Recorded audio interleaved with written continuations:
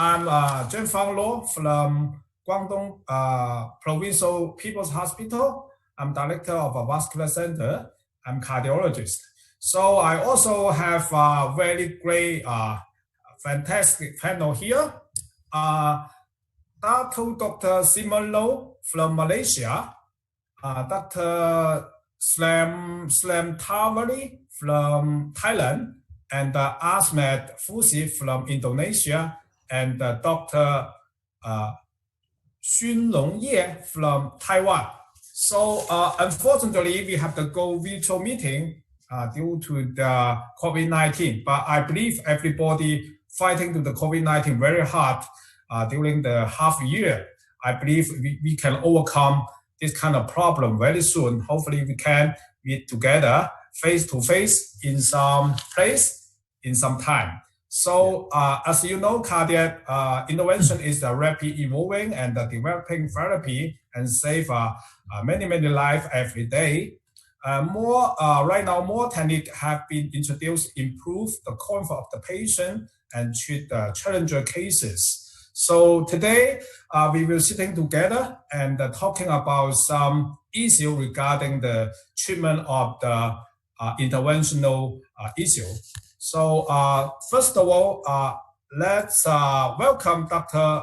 Hseng-Long Yeh to share his experience and knowledge in the practice of snowbox. Yeah, please, Dr. Yeh. Yeah, thank you, Mr. Chairman, and ladies and gentlemen. Today, my topic is the practice of the snowbox interventions. I'm Hseng-Long from Taipei, Taiwan. Okay, the figure of the girl, somebody like big like Naomi or slender for another girl. Which one you like? I think today we like slender. So if we want to do the coronary intervention, there is an open surgery and the PCI as well. How about vascular access? Vascular access, we have the open surgery and the percutaneously. And today, I think everybody here is like percutaneous interventions. So in the previous time, we used the radial artery intervention, but now we use more smaller artery like a distal radial artery. So we have the name of the proximal palm artery puncture, PPAP. Or another name is the distal radial intervention, or the snowbox intervention. Where is the snowbox? Snowbox is just the button of the everybody's thumb. There is a triangle of the button of the your thumb. So in the previous time, snowbox is used the inhale of the sun herb used. It starts from the 18th century. So there is a radial artery here, and we just puncture the distal radial branches. The branches is the deep palm arch. Here is the anatomy of the distal radial. Distal radial artery is here. This is a triangle. Triangle is made by extensor publicity longus brevis. And there is the trapezius bone here. So there is distal radial artery is here. This is a trapezius bone. Trapezius bone is important because there is a strong backup for the hemostasis. Where is the trapezius bone? Trapezius bone is the external view of the triangle. So we just puncture this inside of the triangle like here. And palm is a prone position, and is kind of natural position of the patients. How about the advantage of the snapbox intervention? For operator, you have the more comfortable because we should not extend our back, and there no need to bend over the patients, and this is a far distance away from the radial source.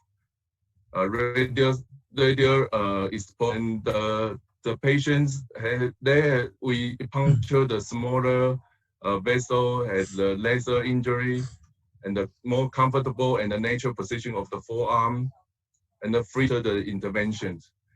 And we preserve radial artery for further use, like hemodialysis, the AB shunt. And we have the latest radial artery occlusion, and the short for my patient only 2 hours for the hemostasis. And how about the drawback? Drawback, the artery is relatively small, so longer learning curve, and there is maybe curvature of the head. We have the difficulty to advance the guideline, and maybe the distal radial is too small. It cannot be used in the complex PCI, but there is some solution. How about the complication? Complication, we have the almost the same with the traditional radial artery intervention, like hematoma, edema, numbness, or the taxation.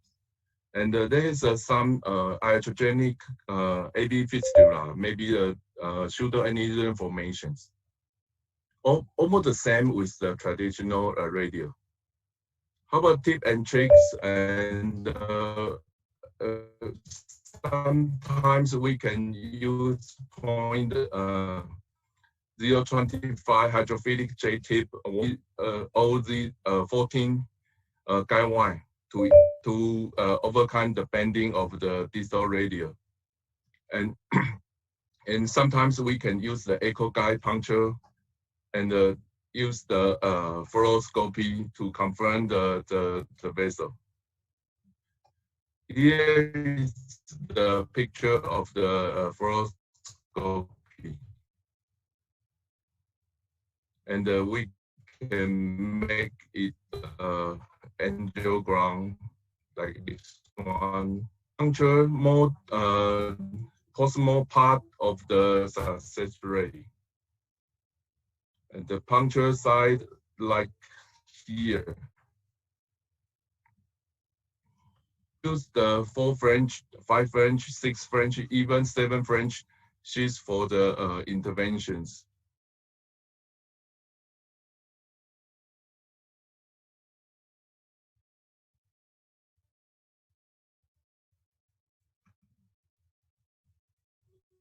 And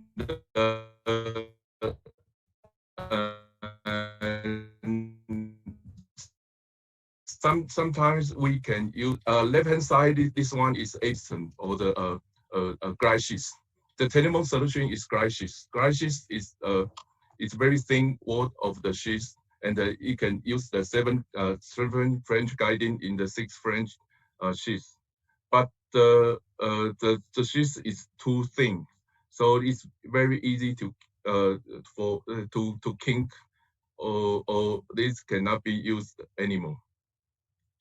There's another solution is APT sheath. APT sheath, there is a very special the braided metal sheath. There's a 3-layer, so the sheath, the wall is thin but anti-kink is very good. So here is the diameter of the outer diameter. ABT's product have the 6.5 French. It's very special, unique design. Even the 6.5 French is smaller than the conventional Telumon 6 French sheath. So 6.5 sheath can be used, for example, in CTO, we can use the 2 microcatheters simultaneously, and one is fine cross, one is crosshair at the same time. And sometimes we like to do the more complex intervention like a lemon intervention, so we should use the 7 French sheath. And my idea is the 7 French Medtronic guiding is the 2.39 millimeter, and the conventional Telumon 6 French sheath is 2.62 millimeter. So if we use the sheathless, we can use the sheathless guiding system directly. How about the sheathless system in the distal radial? This is the video for the sheathless system. And this dilator is homemade. It's made by my design. And we can use the, as you can see, there is a sheathless system. We advance the guiding catheter directly. Then finally, we connect to the manifold. So this is the sheathless system, like this one. So we use this kind of sheathless system for the lemon interventions, no problem. Even the out diameter is smaller than the 6 French conventional sheath. This is the tip and tricks for the echo guide puncture. And some doctor have asked the patients to squeeze a towel. We didn't use this one. And it must be puncture over the trapezius bone because the hemodialysis is hemostasis for above the trapezius bone is very important. And the hemostasis, some doctor use a figure of 8. I didn't use this one. I will show you my way. And good hemostasis is very important. This picture is too loose. Picture is too tight. The first published of the distal radial is in the Euro intervention, only the 17 patients, all the simple PCI.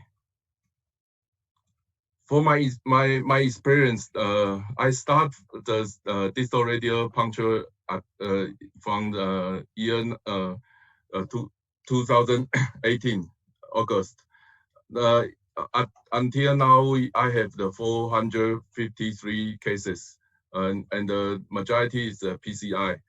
How about the repeat puncture of the same distal radial? I have more than 100 patients. Is no problem. My success rate is 96%, and my failure, there is a 17 patients failure. 7 patients have the difficult puncture due to the hematoma, repeat puncture, and 3 cases have the intolerance of the pain. 3 cases is tortuous of distal radial artery, and 2 cases is a radial atresia, and 2 cases is I cannot success due to the radial artery spasm. I will show you the video. And my mean puncture time is 1 minute and 29 seconds. There's 7 complications. It's the hematoma or the pressure sore. I will show you. And my patency rate is 100%. My learning curvature at the very beginning, I used the 0.025 guide wire, but sometimes we cannot overcome the curvature of the distal radial. So I used I use the another way is I use the 0.014 guide wire, then shift to the 0.025 guide wire like this one. This is the conventional set of the Telomon sheath, and I use this is the 20 gauge puncture needles, and okay, I puncture through the distal radial, and use the 0.014 guide wire to advance inside first, and okay, this is the advance the guide wire, and push a little bit further the smaller sheath, and use the 0.025 guide wire as the usual way to put the sheath inside. So after this change, I have the very good advance of the success rate. How about hemostasis? Now, this is my way of the hemostasis. I use the tape to squeeze, not really tight, because there is a trapeze bone underneath. So I use the just a little bit force, and just remove the sheath. That's okay. Yeah, and just few cases have the hematoma or repeat. As I said, there is a seven failure. How about the difficult cases? Why cannot assess? There is some kind of the radial artery spasm like this one, but I shift to the Cook. This is for the peripheral intervention, the Cook micropuncture set. I still use the Cook micropuncture set to assess this case. And this is another example for the distal radial artery spasm. I cannot advance the sheath further. However, I still finish this case by the distal radial like this one. This is another case for the distal radial spasm, and I advance the 0.014 guide wire, but I still cannot advance the sheath. However, I still finish this case like I think the more than 80% sheath is outside. And sometimes we have the unusual puncture side. As everybody's snap box almost here, but this patient the distal radial like here. I can show you. I prove this case by angiography, but I still finished in the distal radial puncture. And there is another example for the unusual puncture site. This is a ordinary puncture site. This is the unusual puncture site, and I confirmed by angio. How about the ordinary catheter? Maybe not long enough, because as you can see, almost all the catheter is inside of the sheath, because the patient is very high. So sometimes we encounter the ordinary cast is not long enough. I think there is a more new device in the future. How about the tortuous of the distal radial? I can show you. This is the more than 360-degree curvature tortuous in the distal radial. So I failed this case.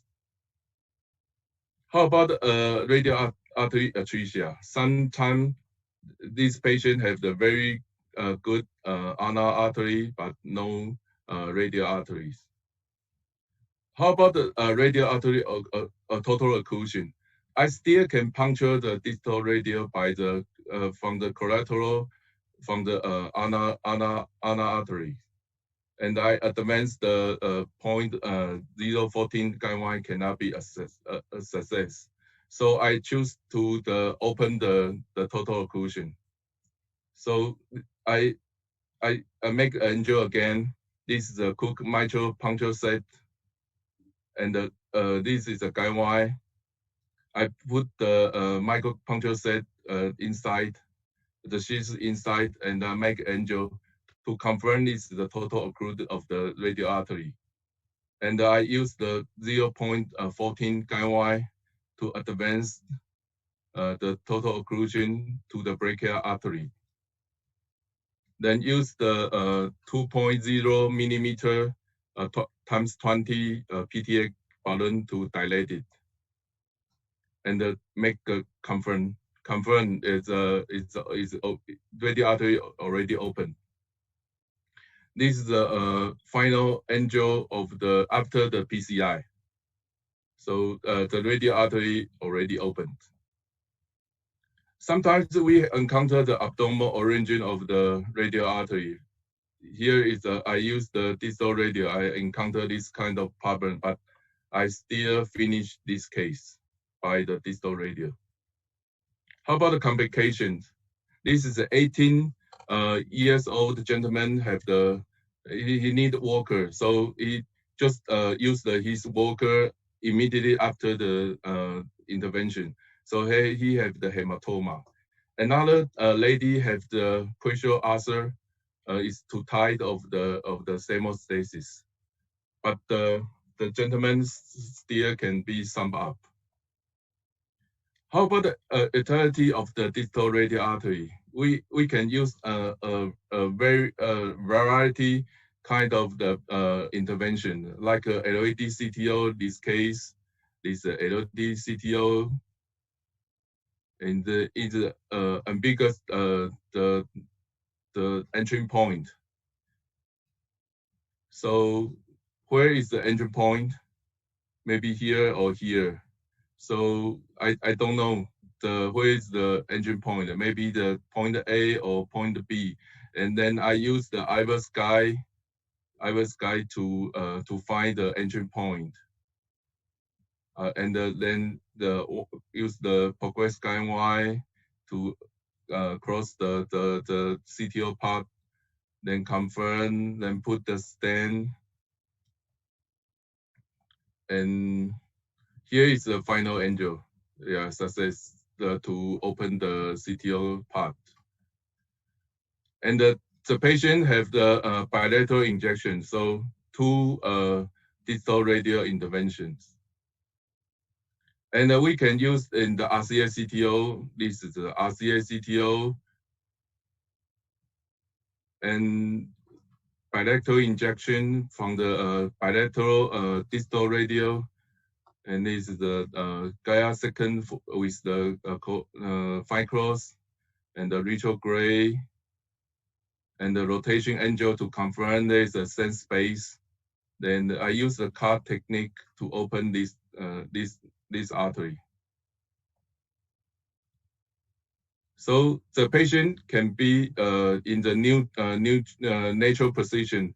The patient have the satisfied after the procedure. And how about STEMI? STEMI, I still use the distal radial intervention. This is the case. This is the anterior ECG STEMI. This is the chest X-ray, is the lung congestion already. This is the RCA is normal. LAD is total occlude, but the lung condition is progressed. But I still finished this case by the distal radial. So the patient still can be summed up after the procedure. How about the distal, the peripheral intervention? There is a total occlude of the hemodialysis, the AV shunt, and I open the total part by balloon, then inject the urokinase, and make the success for the AV shunt total occluded. Use the distal snapbox. And how about the we open the artery and we close the artery. There is a lot of collateral, so it's very difficult to use this kind of the artery to hemodialysis. So I use the coil to close the unnecessary vessels. So this kind of efficient can be used. So I used also the snapbox intervention for this kind of case. So my conclusion is that snapbox intervention is even better than the traditional radial access for the operator of the patient. Thank you very much. Oh, thank you very much, Dr. Yap. Yeah, it's great presentation. Yeah, it seems you can use snapbox to treating all the vessel, except the TAVI, maybe the aorta. So right now in China, a lot of young generation physicians learning how to do the snapbox puncture. So Yes. for me, I'm getting old, you know. The key for me is the puncture, how to find out the entry site. That's very important for me. So could you repeat your experience for that? Yeah, the puncture site, if we familiarize with the traditional radial artery puncture, we can use the same feeling of the distal radial puncture. So I think the practice is important. So in the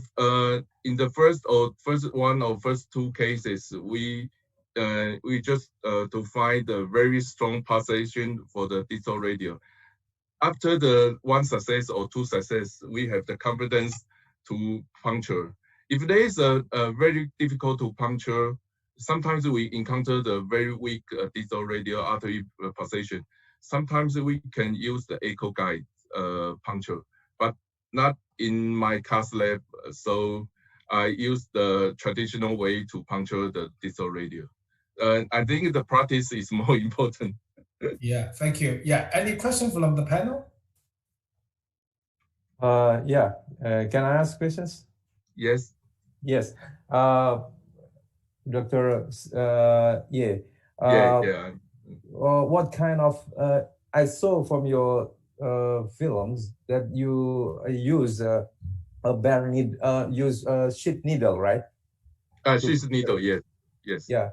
The problem is when we use the sheath needle, yes, we have to through and through punctures. Yes. And then it can touch the periosteum of trapeziums. That's make the patient feel pain. I used to use this kind of strategy, but then I changed with using the bare needle. Yeah. What bare needle? Yes. Bare needle is some doctors use a bare needle. Is also the good way. And if you like puncture the two pieces puncture set like me, the engine angle must be not really too steep. So it will be like a smaller angle. They will not puncture to the trapeze bone. Trapeze bone, if you puncture the trapeze bone, the patient maybe feel some numbness, something. So anesthesia is very important. It's just wait the xylocaine the effective is important. You have to puncture above the trapezium bone. Yes. Okay, because of your hemostasis later. Yes. How often do you actually use the fluoroscopy to take a look first? No. At the site of puncture, or you just you can feel it and you can blankly and then you just puncture. No need to do ultrasound or CNE angio to find out where the bone is and therefore the exact location for you to puncture. I always use the anatomy identifications, like I did identify the snapbox triangle, and I just puncture inside of triangle. So I didn't use the fluoroscopy. I see. So anywhere inside, in the middle or around the central point of this triangle is good enough. Yeah, as you can And if there is you can success any kind of you can use every kind of puncture. Yes. And if you do encounter a case where the catheter is not long enough, what do? You then have to use a special technique to extend the catheter, or you have to change now to a radial artery or somewhere else, puncture somewhere else. I have one experience. I should extend the catheter. One case is that the patient is 192 maybe centimeter high, very high person, and I use the extend I cut the guiding and use the 5 French inside of the 6 French guiding and make the extension of the catheter. And fortunately, the patient only diagnosis, so I can still finish by the distal radial. That's very brave. Yeah. Because actually the distal radial artery run above the trapeziums. Yes. Yeah, because it's different with the radial one. The radial one is the side of the bone. It's quite similar with the femoral artery. So when you puncture the distal radial artery, it most likely, if you are true and true, is going to touch the periosteum. That's what I'm quite worried using the sheath needle. Yeah, but you say that it's about the angle how to puncture it. This the kind of consideration, yes. And for my 400 experience, the numbness, there's a two numbness of the patients, like after the touch the trapeze bone. So the numbness will disappear after 7 days, maybe, because we asked the patient come back to the outpatient clinic after 7 days. So it's okay, I think. Yeah. I reported a case with a pseudo aneurysm due to the distal radial artery. Yeah, because at that time the patient got a dual antiplatelet and anticoagulants, and there's several punctures, and then we noticed the pseudo aneurysm at 3 months afterwards, then become a bigger. Yeah. But I think it's the advantage of the distal radial, because distal radial is quite small, like 2 millimeters in the average. So just direct compression, maybe the pseudo aneurism will be fixed by the direct compression only. Yes. Yeah.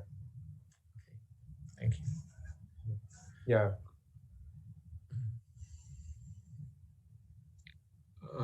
Professor Luo, you didn't turn on your speaker, your microphone. Sorry. Yeah, right now you hear that.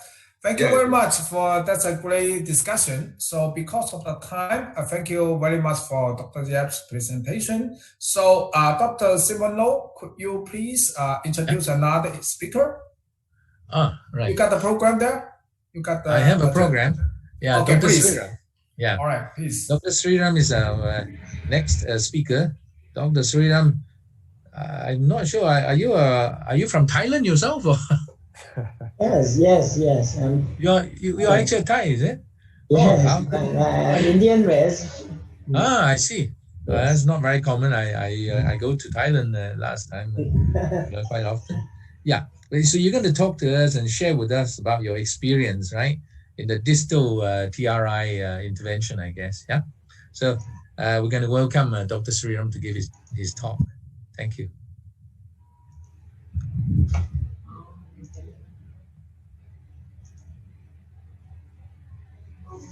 So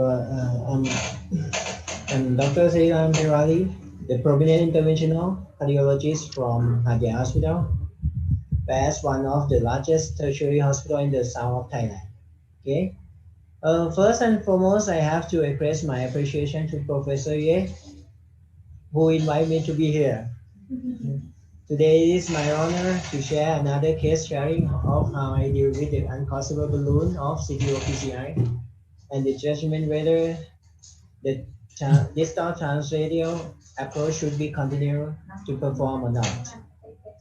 Let's go.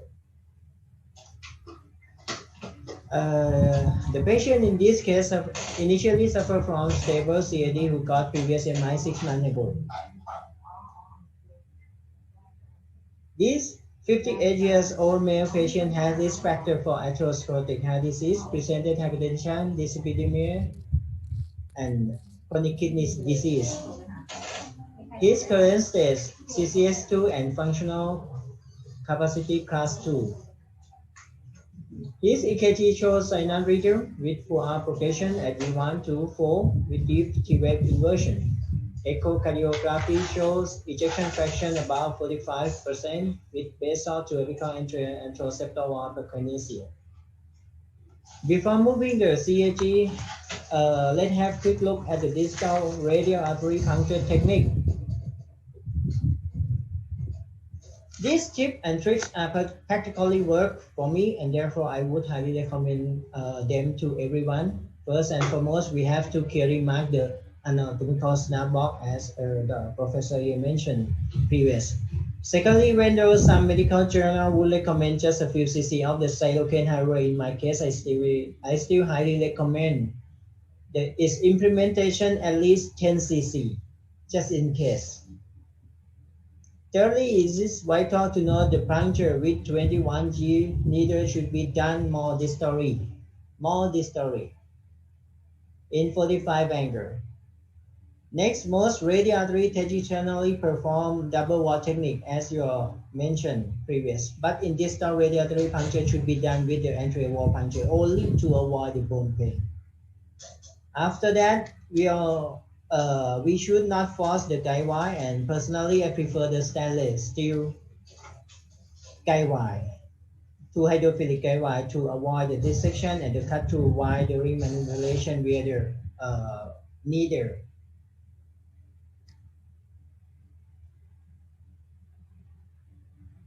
Lastly but not least, slowly advance the vascular sheath into the radial artery. In the left distal radial artery approach, the hand is comfortably placed on the patient's body and is therefore by far easier to perform, comparing to the traditional radial puncture, because none of us has to move. In my case, the distal radial artery puncture can be typically performed with ease.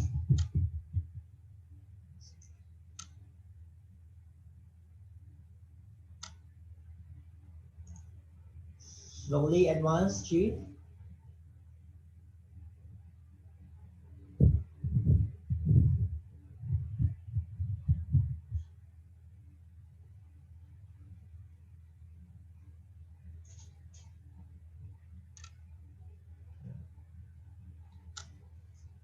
And we not move.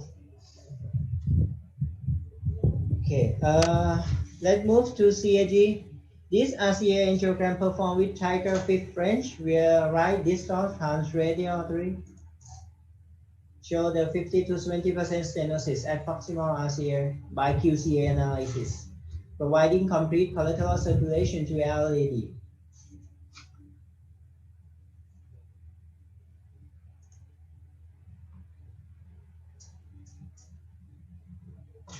Okay, you see the CTO lesions. This angiogram shows the that short CTO lesion at proximal AD, and I use the equally left 4/6 French guiding via the left distal transradial axis.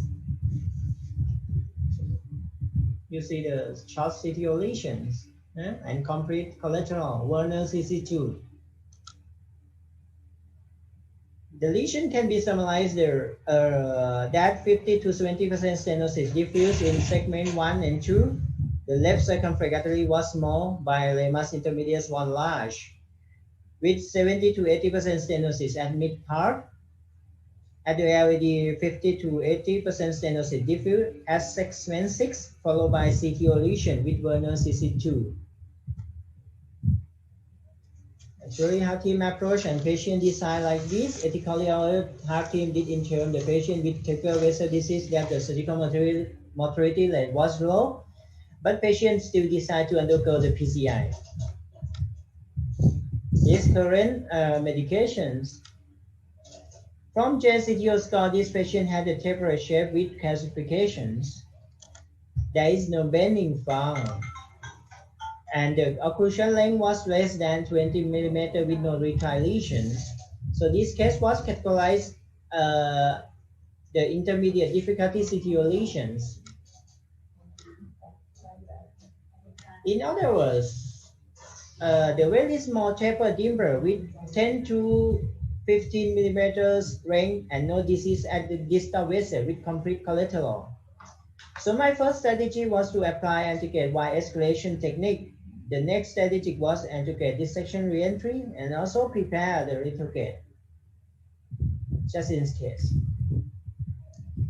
First,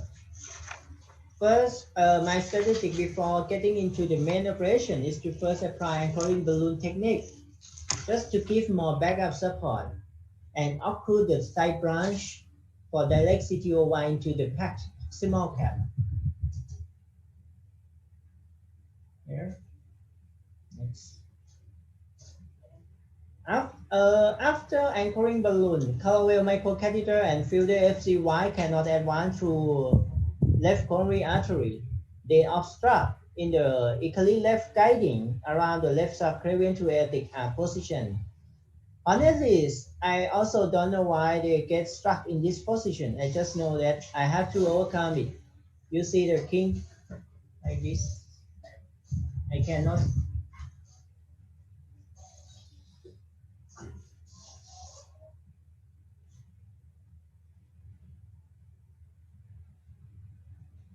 Obstruct here. Here.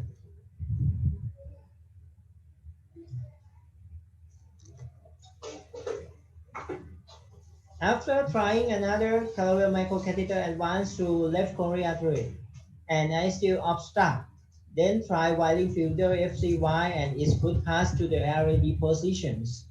Therefore, I remove the balloon anchoring from the side branch.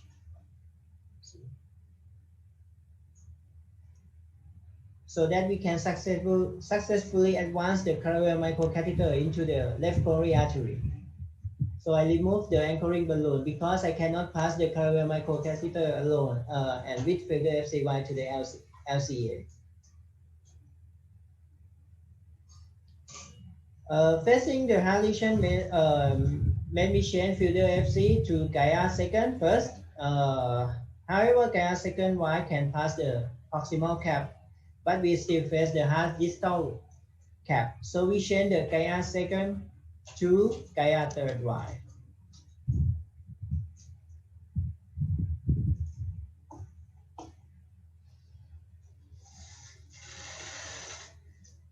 Gaia third Y can pass into the spinal. Thank you.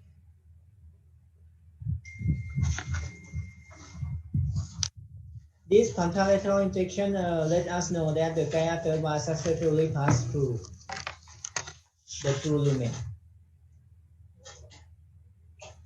After that, we try multiple specialized balloons with different brand size from 1.0 to 1.25 in order to increase their pushability. However, they still cannot be advanced. Moreover, the guiding was even pushed backward. This balloon is lesions.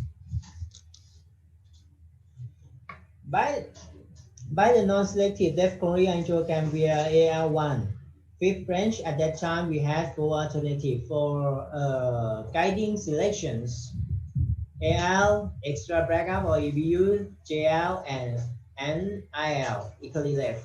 We are right distal radial artery. In this case, I underestimate its CTO lesions by applying the equally left via the left radial artery, distal left radial artery, because even though I know that the equally left generally recommend to operate on the right radial artery, but I used to successfully apply the equally left rear left radial approach many times before. Since we already have 6 in 7 French guys slender sheaths on the left side, that's why I decided to operate via the left radial artery. The reason why I choose Icali left over the JL, EBU, first that IL has similar curves to JL, but the Icali left is more flexible and more softer tip comparing to the EBU and JL. Second, AL1 itself could not reach the osteal remain, you see that? And here, final is Icali left from left distal trans radial. So, to avoid changing the guiding and the pulling out catheter wide, therefore, guideliner microcatheter was inserted as a guide extension.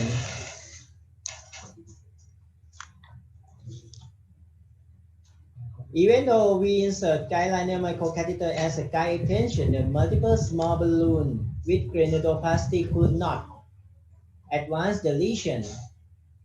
Therefore, we upside balloon to modify the proximal cap. 1.5, 2.0, and 2.075.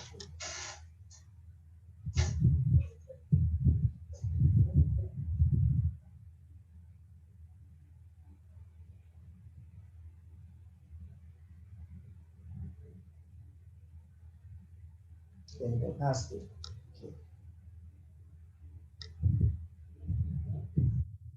So this is the generally approach everyone knows to the unplausible balloon lesion. We did apply the small balloon and granuloplasty, and balloon and wire anchoring, wire cutting, and rotabrator were not accessible in this case because the side round was too small, and other devices were obstructed when anchoring balloon and microcatheter was not passed. With the fear of losing the wire and the spasm of radial artery, therefore I did not want to change the guiding catheter first, whereas the razor is not available in my cat lab. So I first tried to advance via turnpike microcatheter because it's harder and bulkier than parallel microcatheter. However, it did not succeed. Then I pedaled at proximal already to advance guidilla extension deeper because the guideliner was broken. Eventually, I applied the tonus 2.1 French for during the CTO. This angiogram shows short CTO lesion, very hard lesion. The turnpike cannot pass, and pedalate at the proximal ILD. So I during with the tonus 2.1 French cannot pass also. So unfortunately, tonus still cannot advance, plus the IL guiding was even pulled out. So I changed Icali left guiding to AL17 French guiding. During the change Icali left to AL1 guiding under the 035 wire, there was some resistance, possibly from some degree of the radial artery spasm or the bigger French of guiding. Finally, we can advance AL1 to left coronary artery, even though the catheter wire nearly disrupted. But I lucky. It was success and patient did not report arm pain.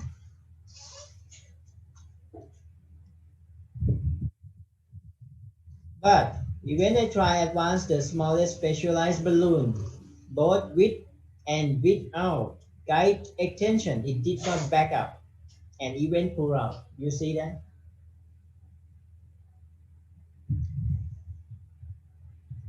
Is a Geisila microcatheter AR1,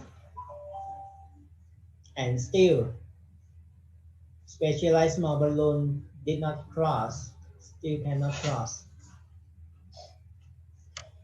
So I do it again. Therefore, I had to perform the granuloplasty again at the proximal cap, and I lucky. Angiogram. This angiogram show after gonadoplasty.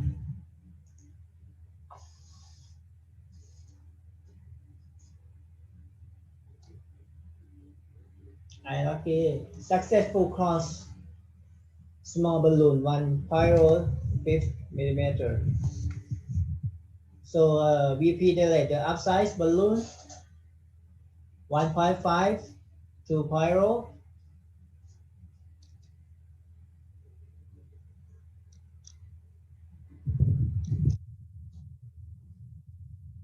After changing catheter to run through hypercode Y, the L17 French guiding was disrupted from left coronary artery and cannot further slide nor torque because of the severe left radial spasm. So I did make the decision to sedate and pull out the L17 French guiding out and perform Hyperion 3.56 French from right distal transradial artery. This Hyperion 3.5. I was with Opticross shows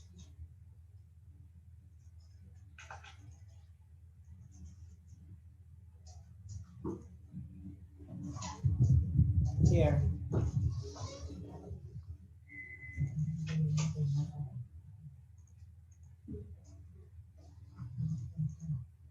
Shows the calcification approximately 180 degrees, which caused all the difficulty we face. And reference vessel diameter about 3.0 to 3.5 millimeter from the mid to proximal LAD. Then we deploy the first DES stent 3.0 28 millimeter at mid LAD and post dilated with the 3.0 12 millimeter at high pressure about 24 atm. This first stent post dilated, and this second stent DES stent 3.5 32 millimeters.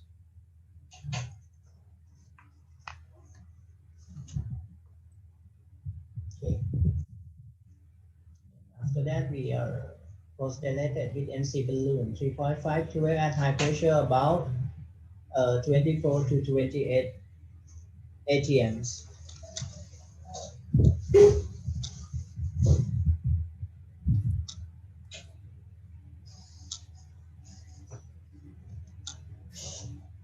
This final angiogram, you see that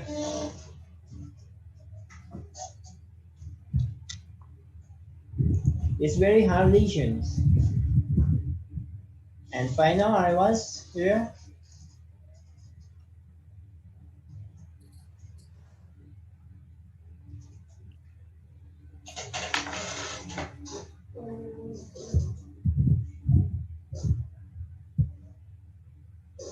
Good. I was shows good stent position and expansion with the minimal stent area is good.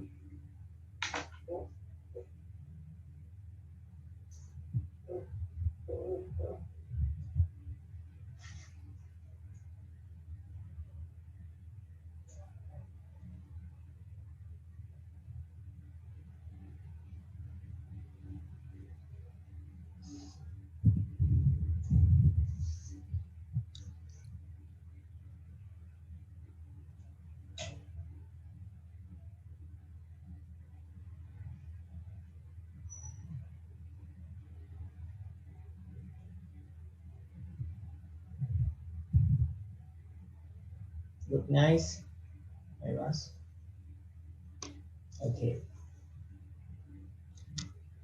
So we successfully done the CTO-IOD PCI with 2DS with I was guided via bilateral distal radial artery approach. I present only about 20 minutes, but my procedure time is 343 minutes. So hard work. We closure the distal radial artery on both hand side with only raw gauge like Dr. Professor Yeh mentioned. My take-home message PCI. In regard of PCI, first of all, do not underestimate low CTO score with short CTO lesions. It's first. Select more backup support, coronary guiding catheter when facing the uncrossable balloon or microcatheter on calcific lesion during PCI. Laser angioplasty is highly recommended here if the balloons and microcatheters are uncrossable on the lesions. In regard of distal transradial access or approach, bilateral distal radial access is a viable option for CTO PCI. It is safe and effective and adding more convenience to both the patients and the operator, especially in complex PCI when it takes longer time than simple PCI. Complication of distal radial artery in a long period of time on PCI should be monitored throughout the PCI and post-PCI.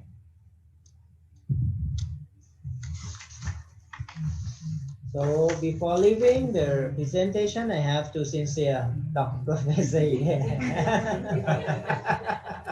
Thank again to all the distal radial access skill and technique Dr. Yeh taught me at his last visit on November 2019. Thank you.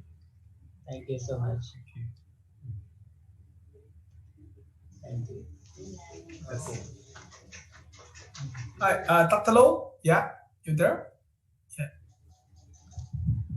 Simon? Okay, can you hear me now? Yes, yes. Okay, thank you very much, Dr. Sriram, for a very challenging case. I admire your passions and your stamina. That's about 6 hours job, you know, to open up an artery. And you've done that so well because you have to keep thinking, keep changing the guiding catheters to give yourself more support and so on. It's obviously not just half a day. It's almost, I mean, if you talk about 9 to 5, that's more than half a day's work. Congratulations. Yeah. Are there any questions from the panel? Yeah. Dr. Fauzi, Dr. Simon. Yeah. Dr. Fauzi, yes. Very good case, Dr. Sriram. Yes, you have a very great stamina, indeed. I used to have such a case, and some of the case can be solved by the granuloplasty, sometimes after 5 times granuloplasty. But the other point that we all have to think is using the rotablations. For such a situation, sometimes we can push the the microcatheter as distal as possible, and then using the wire, rota wire, and then after that using the small rota burr. Maybe it can solve the problem. But you did a very, very good case. What do you think using of the rotablation in this case? Actually, I cannot pass the microcatheter. I cannot pass the specialized small balloon. So I mean change the wire. I mean you cannot pass, is it? But you can push it as distal as possible. Inside the CTO. No need to inside the CTO. Yeah, I mean, no need to pass the CTO, but as at the CTO segment as distal as possible. Okay. Thank you. And then there's a possibility that the rota wire may cross. But actually, there's a small risk here because we are not sure whether the wire is entirely in the lumen. Yes, with right. And if you put a rotablator through a subintimal segment, that may carry a bit of risk for perforation. I agree, because the segment is not so long in the CTO body, so sometimes it works well. So just now you just used the 7 flange through the distal radial artery, right? Yes. Dr. Sriram, is it big enough for that? How about Yap? Dr. Yap, what do you think? I like to congratulations for the Sriram. You have the very excellent case, and I think I have some comment for this case. Maybe you can use the 7 flange, or you always use the right hand side. Maybe you can use the left hand side, because left hand side the LT arch is more. Maybe they will make your guiding more support more stronger. So it's stronger. So maybe you shift to the another radial artery left hand side. So maybe the support will be better. Maybe, yeah. And I think your Y already passed through the CTO part. Maybe you can still use the anchor balloon technique to try to anchor balloon. Maybe you can anchor in the circumflex, and you put a very small balloon. Maybe it can be through the CTO part. But in this situation, for me, I were afraid to perforation, so I will not use the rotor-brader in this part, because I cannot pass through the microcatheter to confirm the distal vessel. So I agree for with Professor Luo, and then maybe inside of the subintima, if we rotor in the subintima, they will be maybe the big things. Okay, but actually you finished this tough case. I like to congratulations to you. Thank you so much. Thank you. Thank you so much. Okay, shall we move on? Time is running short. Our next talk is by our chairperson, Professor Luo, who happens to share the same surnames I do. And as I said to him earlier, my ancestors is also from Guangdong, you know. So one day we need to meet up in Guangdong. Of course. Professor Luo is director of the Vascular Center in Guangdong General Hospital, the deputy director of the Guangdong Provincial Key Laboratory of Coronary Heart Disease Prevention in China. He's going to talk to us something not about coronary artery disease. This is structural heart disease, I guess. And it's about adjustable valve introducer in the coronary intervention. Professor Luo, please. Thank you very much for your nice introduction.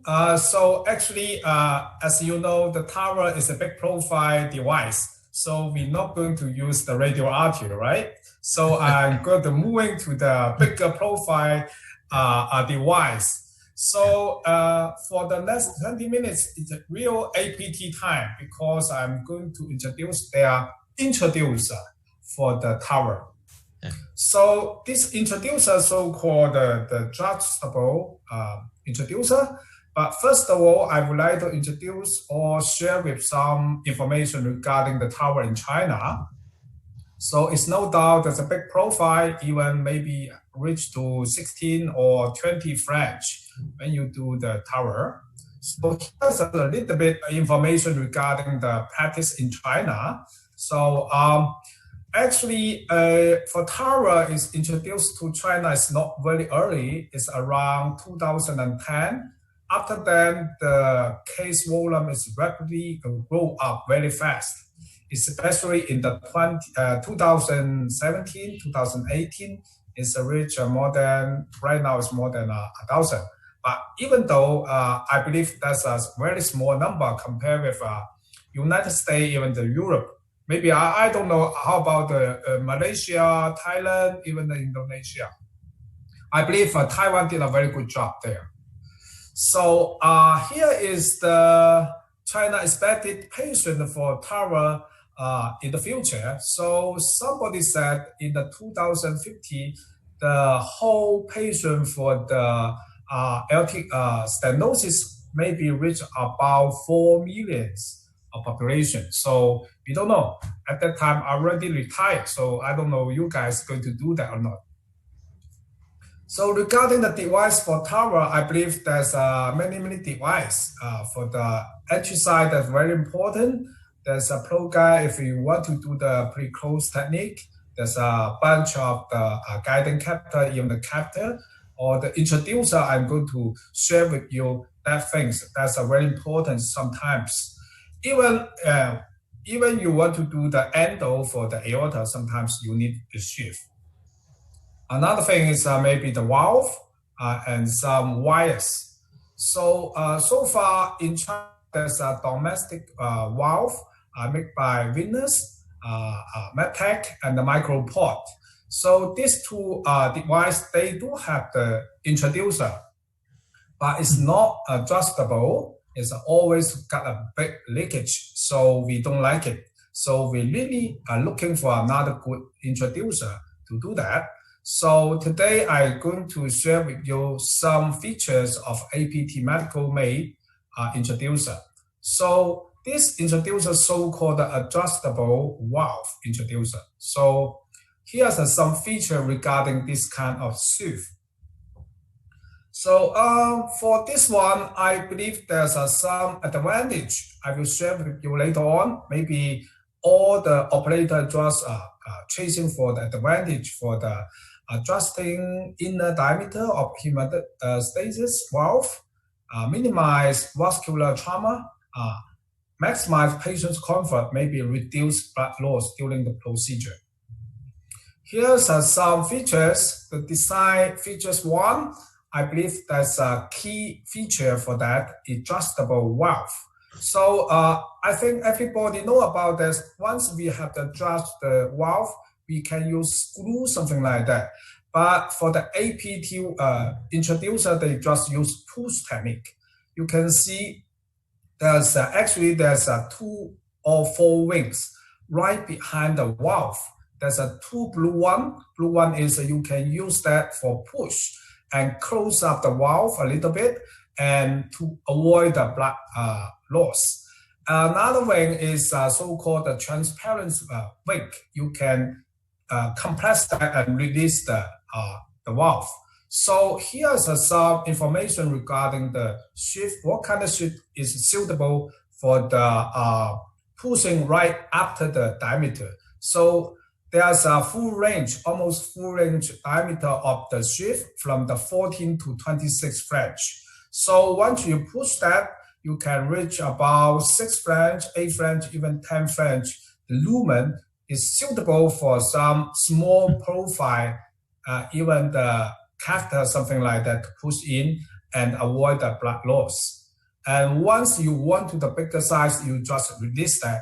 You can go through the big valve, something like that. So down in the market, right now we know Gore introducer is very good design. They use the injection of saline through the syringe and seal up the valve. I believe that's a very good design. But the disadvantage sometimes when you get a hurry, sometimes you will forget to inject the saline, and then we will get a leakage, sometimes a big leakage. Because when you pull out the big profile catheter, if you forgot inject the saline, probably the blood loss is huge. Sometimes you can not imagine. Instead of that, probably I believe APT introducer got a little bit advantage compared with the injection, the saline injection. You can see I just mentioned is you can use so-called mesh or push. So you can make the valve smaller, even bigger. Just depends on what kind of things you want to do. That's Mandarin, sorry. Yeah, that's my voice. Okay. So the second feature going to be the very important things. As you know, when you push the big profile inside the vessel, especially for the ELAD situation, probably you have to facing to the tortuosity anatomy. So anti-kink is very important design. For this introducer, there's 3 layers. The key layers is the middle one. It's made by stainless steel mesh. So it's a very thin design and to guarantee a good radial support and then anti-kink ability. So you can see you just can bending the introducer reach the 180 degree as a no kink to secure and then can secure the whole lumen during that. In another hand, we can see the very flexible introducer. That's my favorite part.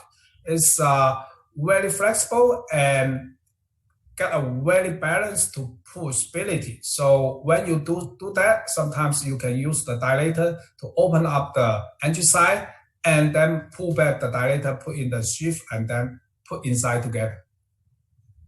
So the feature 3 is hydrophilic coating. So as everybody know, if you guys use APT sheath, that the hydrophilic coating is very good.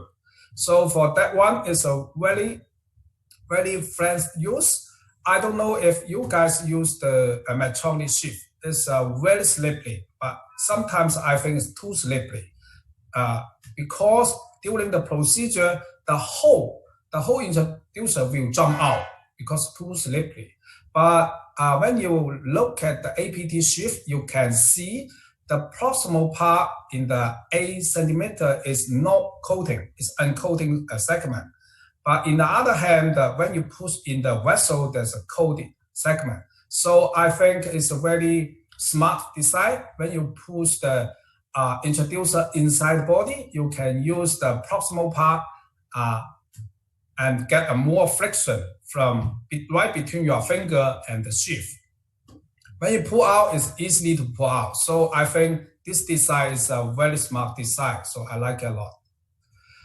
The feature 4 is visibility in the fluoro. As you note, some sheath is not visible during the fluoro, especially for my eyes because I'm getting old. But the young generation physician, maybe they can see well. So these are 2 pictures regarding the 2 sheath, gore and the right side is APT sheath. It's a 20 French. You can see very well under the fluoro.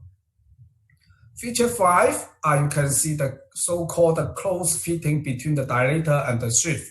I think that's very important.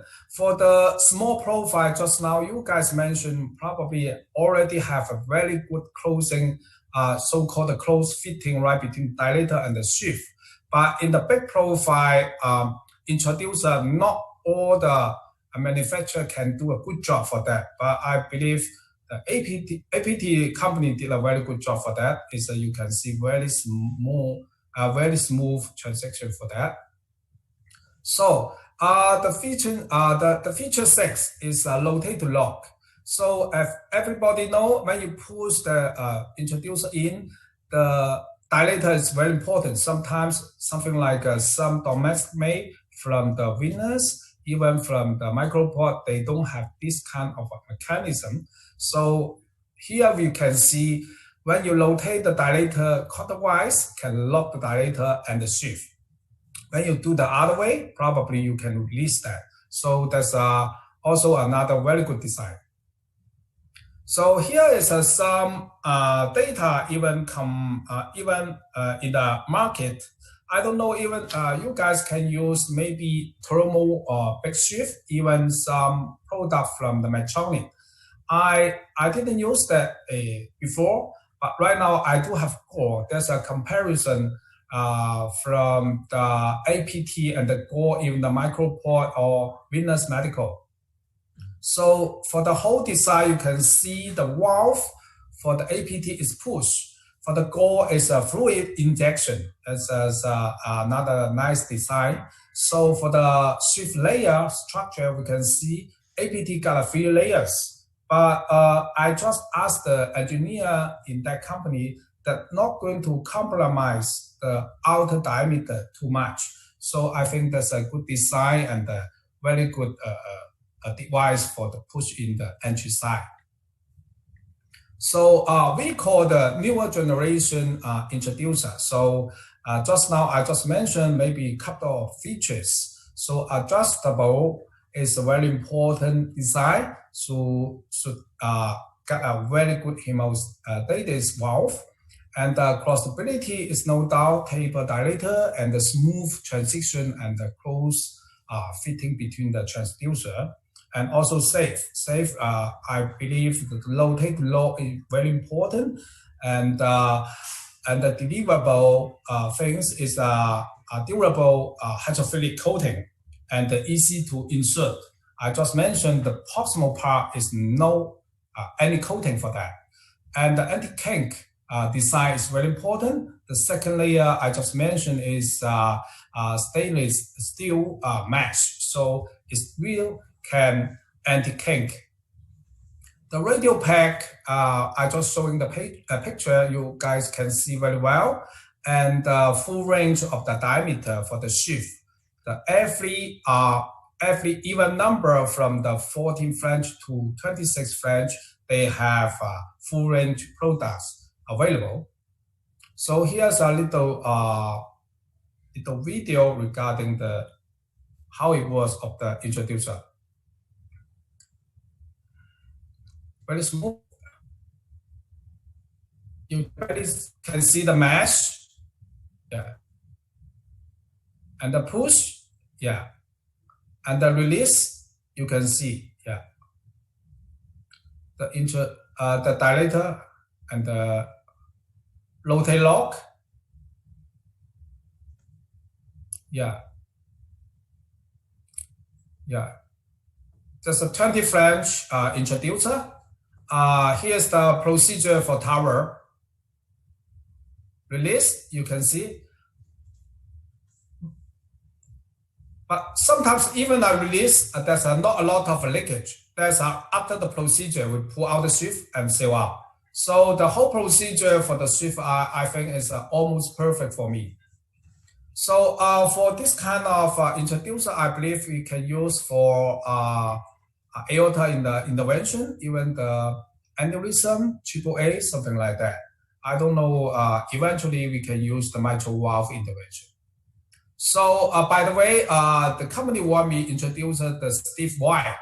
As you know, the Lundquist and the Safari is widely used in the tower, even in the endo. So they do have another kind of the stiff wire. Eventually, probably there's a good wire to deliver the big profile product to treating the aorta disease or the aortic valve.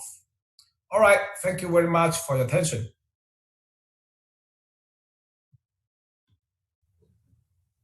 Any question for me?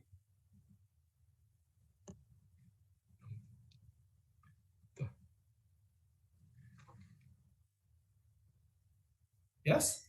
Yeah. I cannot hear that. Yeah. I think the APT's tower sheath is the excellent device, and how many cases you used already for this kind of sheath? Around 10 cases. Right now, APT drugs not in the commercial market yet in China. Oh, okay. Just something like pilot study, something like that. Yeah. Yeah, that's the fantastic design. Yeah, that I never see like that kind of design. Yes, I like the design a lot, but they still have need some modify. For example, the rotate lock, that dot should be a little bit bigger, so for the easier to rotate. Yeah, that's my feeling. That's great. Any other question? Okay. So I think if no more questions, probably we can move on another topic, holding by Dr. Fauzi, right? It's left main multiple disease and LAD-CTO. And right before that, I would like to say thank you very much to having me for this great meeting, because later on 4 o'clock, I have a meeting in the hospital, so I may be jump out. Hopefully next time, the meeting can holding in Guangzhou, China. We can face to face, okay? Yeah, please. Okay. I think maybe Dr. Yap, could you introduce another speaker, please? Okay. Next case is from Indonesia, Dr. Fauzi. Yes. And his case is it's a lemon case, lemon and LAD-CTO. It's a fantastic case. And okay, let's go ahead. Thank you very much. This is indeed a great honor for me to participate in this important conference. Despite all the situation, this kind of conference will be beneficial for strengthening our professional collaborations. So I'm presenting an apparently simple LED CTO, but it turned out to be complex case. As Dr. From Thailand, sorry, as you mentioned before, that don't underestimate which looks like a simple CTO. And then at that time, I underestimated this kind of CTO.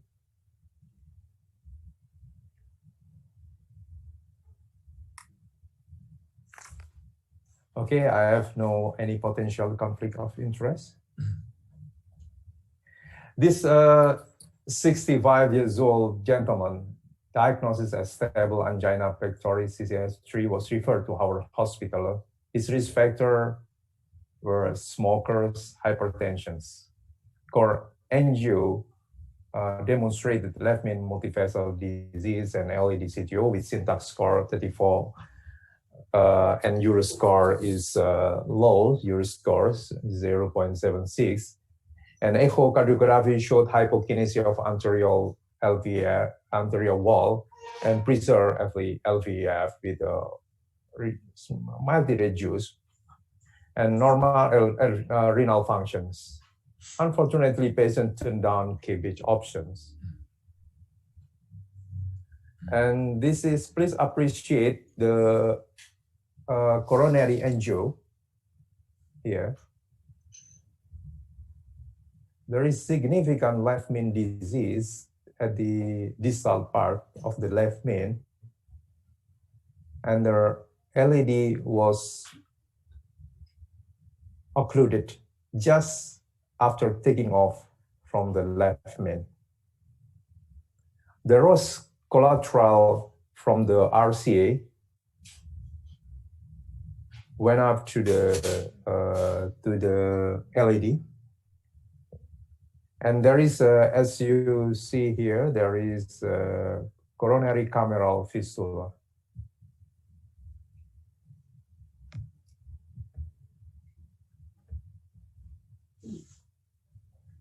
The RCA showed the diffuse disease with a severe disease at the mid part.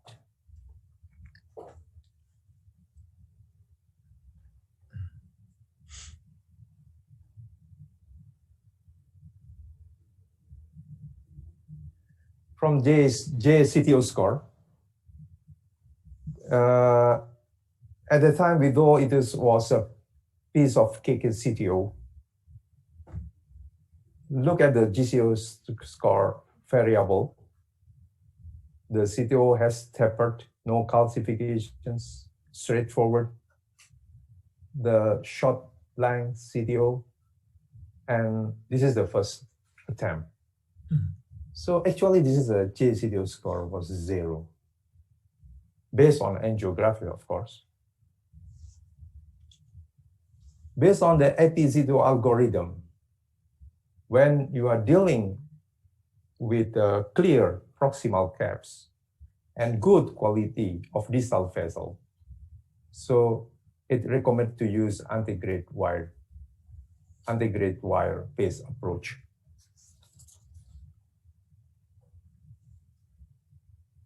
And anti-grade wire approach was used using the Corsair and Fielder XT. Look at this angio. From this side, the Fielder XT was looks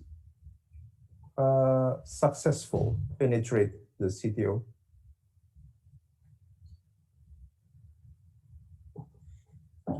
But from the cranial view, contralateral injection, the XT went to the false domain.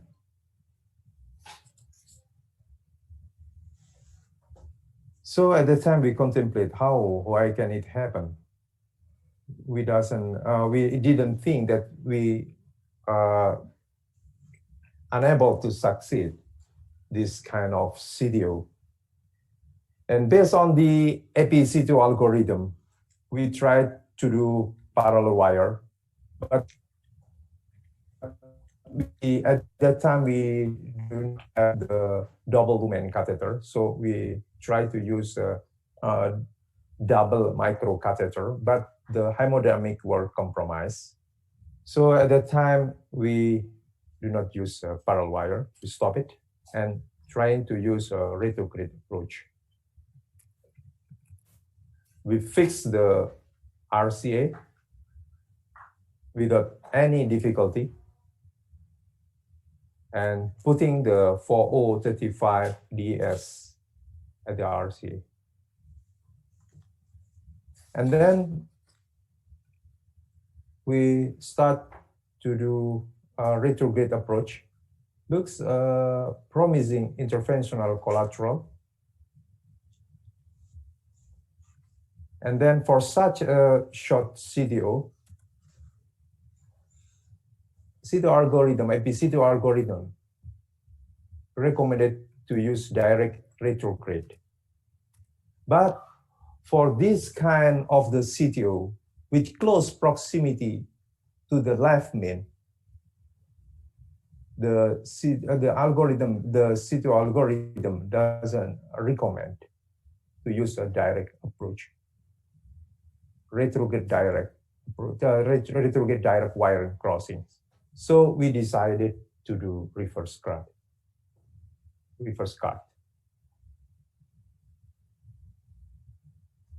But the problem, when we are doing the retrograde, there is catastrophe will happen. Retrograde subintimal tracking can lead to the left main dissection, close off, circumflex, and dramatic complication. So that's why we have to manage how to deal with such situation. What we did to prevent the complication happen, we limit the base of operation distal to the left main with advancing the Godzilla over the antegrade guide wire. The Godzilla also acts as a new target for the retrograde wire to enter. This is the Godzilla guide extension catheter, and this is the retrograde wire, and this is the balloon from antegrade wire.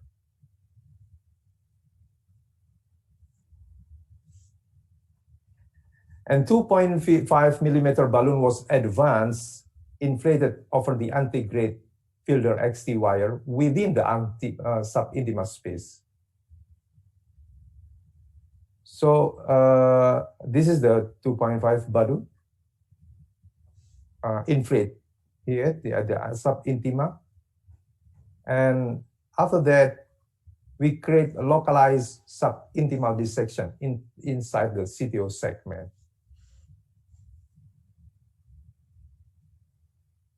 This is the illustrative cartoon that putting the antegrade balloon here. This is the balloon there.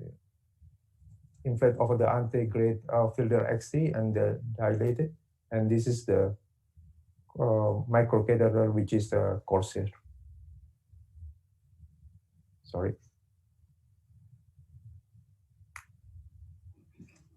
So after that, the retrograde guide wire Sion, the first is the Sion, which goes to the septal, and then we are swept to the Gaia 2 and then Gaia 3 before dealing with the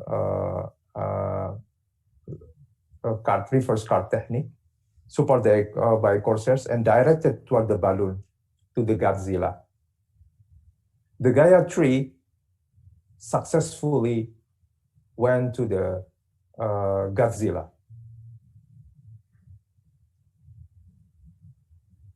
And after that, we did an externalization using RJ3 and followed by sequential periodilitations. Afterward, we perform IFUS integrations to the LED and the circumflex and of strategy, what kind of the plaque character at the LED, and how is the diameter of distal part as the reference of the landing zone, and how is the diameter of the left main. And the important information we are going to have at the time, if how is the ostial of circumflex, how is the plaque burden. Based on the IFUS imaging, the plaque burden, the distal part, the reference distal part was 2.5. And then at the circumflex, the plaque burden is less than 50%, and the diameter is more than 4 millimeters square. So we decided to crossover stenting from the LED to the left main.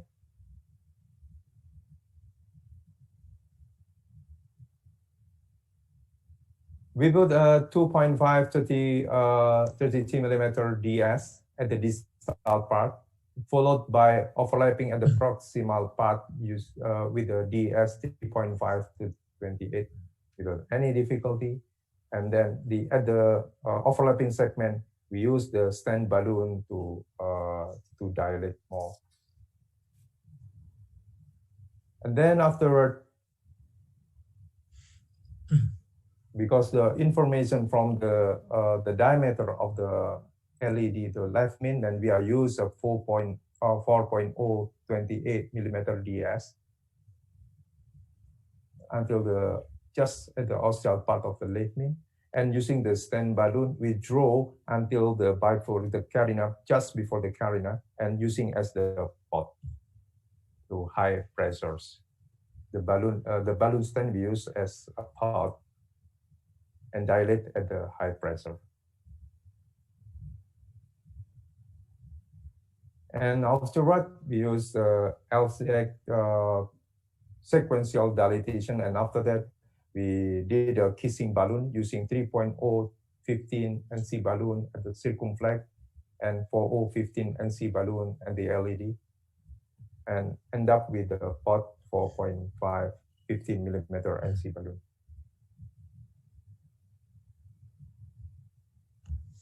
Looks from the IFUS point of view, a very acceptable result.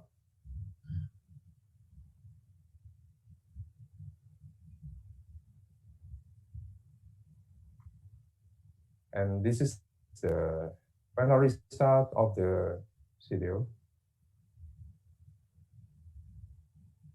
And 2 years later, patient had a coronary angio. The RCS stent was patent. Sorry. Anyway, the left main was patent. There is some ISR here at the distal part. And there is a stenosis of the circumflex and the distal of the obtuse marginal.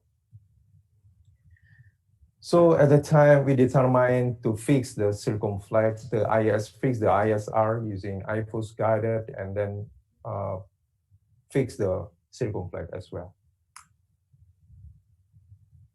After getting information from the IFUS, we are using ScoreFlag and end up with the DCB to the ISR using a 3.5 15 millimeter DCB.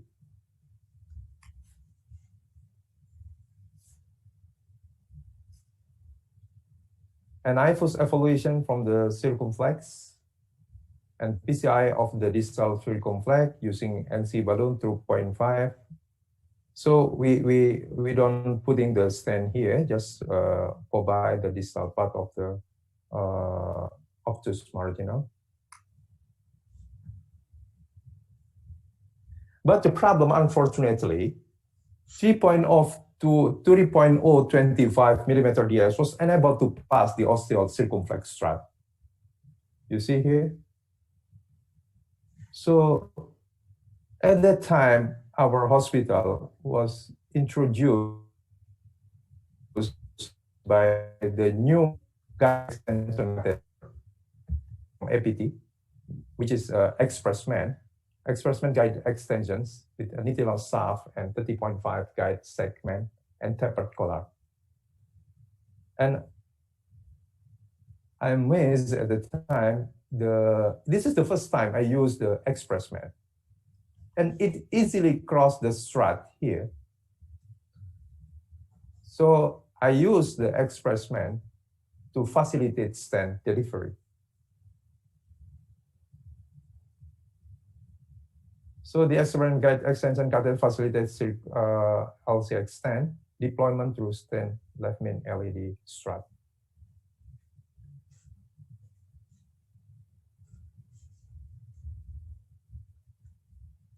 And looks acceptable result.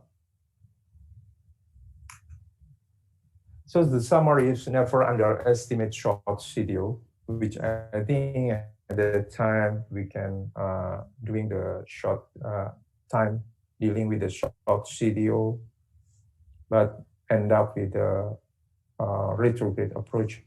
Reverse card is the most commonly used CTO crossing strutting and retrograde approach. Guide extension facilitates successful PCI, including in reverse card technique. And thank you. This is the letter from the Chinese Cardiovascular Association to our site, because at the time of the pandemic era, the Fuai Hospital called us and asking for the donation. And that time, we are very eager to send the donation, and we send, at the time we are very difficult because the pandemic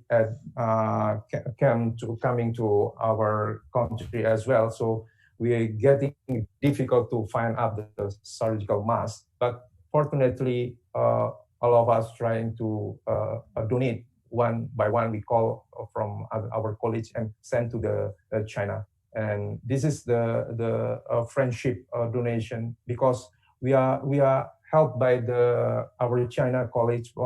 Numbers of our fellow come to China and have education at some of the hospital in China.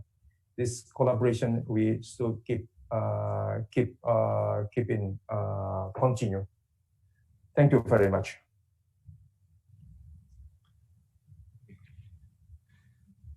Thank you, Dr. Fauzi, to share this kind of a tough case. Yeah. And I have the question. Yes. Do you think, as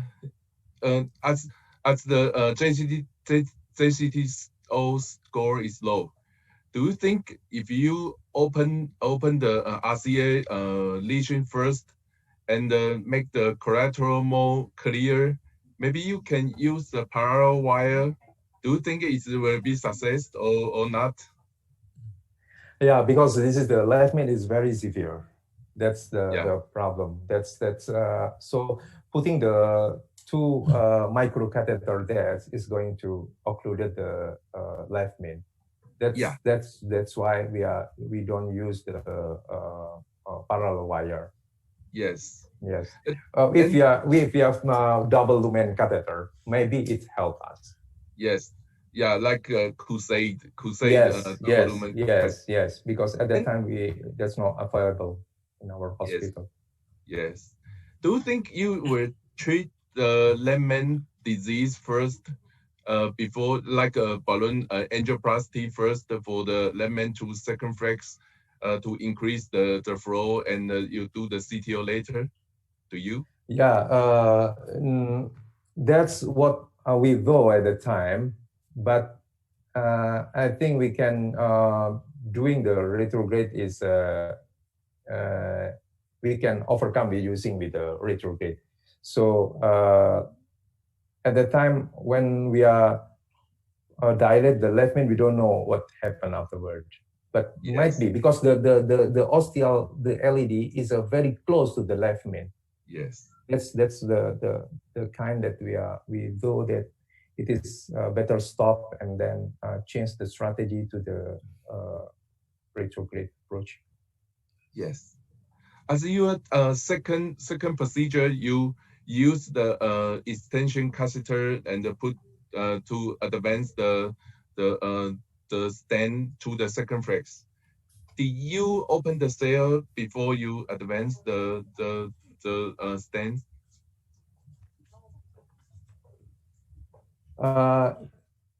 Pardon? What your question?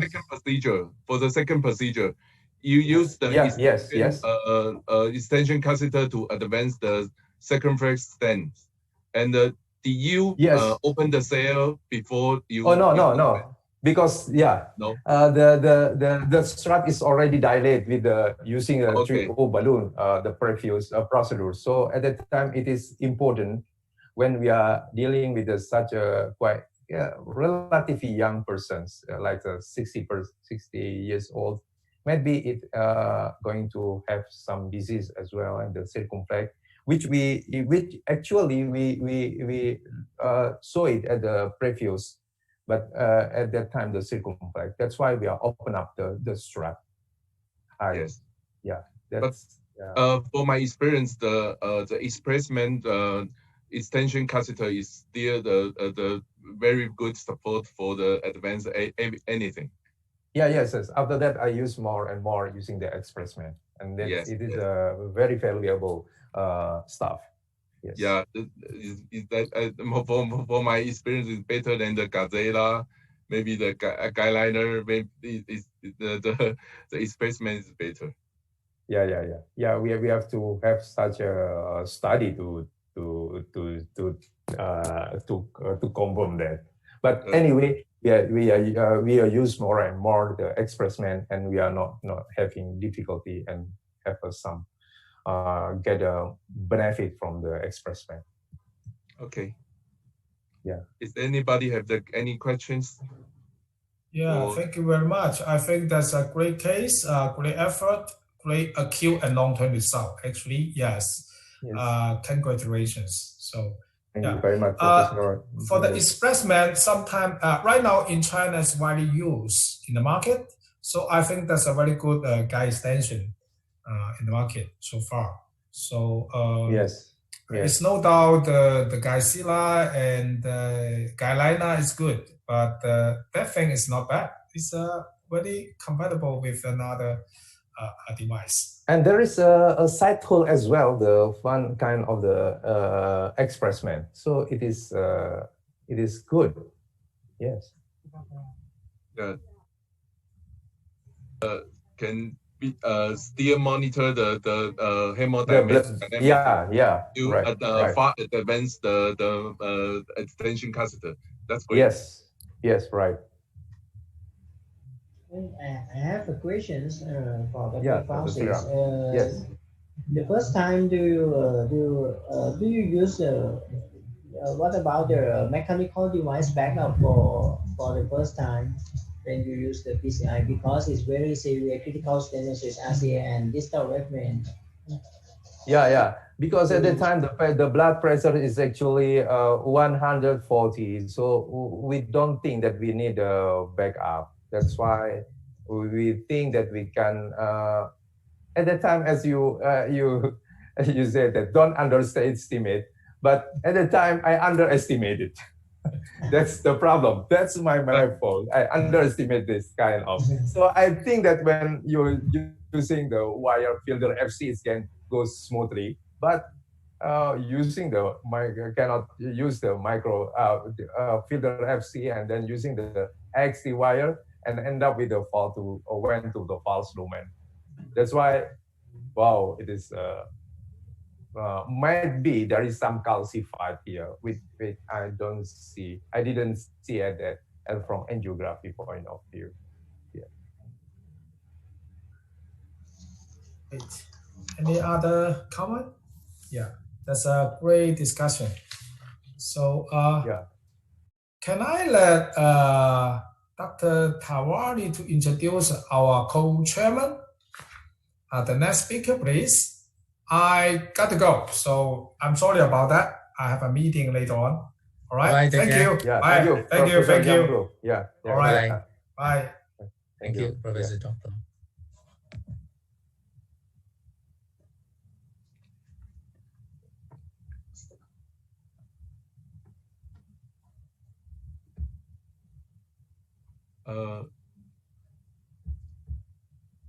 Ram, Can you hear me? Go ahead to introduce Dr. Luo. Okay.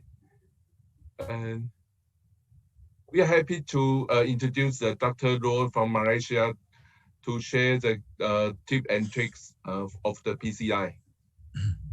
Dr. Luo, please. Thank you very much, Professor Yah. It's a great pleasure to be here. And I mean, having seen two tough cases of CTO by these two young people, I'm humble. Their stamina is amazing. I'm talking to you, I'm supposed to talk to you about some tricks and tips of PCI.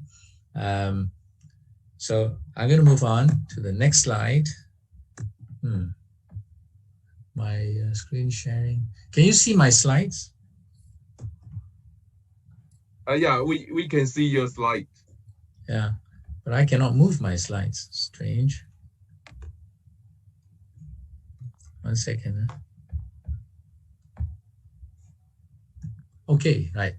Now, PCI is so old already, 40 years old, and there's so many challenges when we do even a simple PCI, not to talk about CTO PCI, I'm really just going to talk about non-CTO PCI. And there's so many challenges from the moment you see a lesion to the moment you finish the angioplasty yourself. So, you know, just to highlight certain challenges, it's the timing of a PCI and how you plan it, a little bit more complex PCI, you know, choose the correct vascular access. There's so many access now. We've just seen the transradial, distal transradial intervention, so many different types of catheters and so many problems from the access point to the coronary arteries itself. Even when you got to the coronary arteries, we can still experience problem. We may not be able to engage into the coronary artery. We may not be able to wire the lesion, even though it is not a CTO. And also, even if you get a wire in, you can't deliver a balloon or the stenting. And if you finish the procedure, something else may happen, such as a coronary perforation. So I'm just going to tell you some tips and tricks how to overcome some of these challenges. These are the tricks and tips that I use most of the time. Now, the first thing is the timing and the planning of the PCI. Is it going to be an ad hoc PCI or is it going to be elective? Of course, ad hoc PCI are many in the primary angioplasty cases for those with STEMI and probably non-STEMI. Elective cases we also carry out for some stable angina patients. But for the more complex anatomy, I think it is not a good idea to do an ad hoc PCI. And then my advice usually is to keep the PCI procedure as simple as possible. Never try to be a hero in any cath lab, and always think about the patient's safety first, perhaps do some calculation of scores. Is it really beneficial to the patient if I do this PCI? I mean, just last week I had a STEMI patient came in, quite stable, you know, very well collateralized LID and circumflex because the patient had a total left main stem occlusion. And there's also diffuse RCA disease, and that's all the patient was surviving on.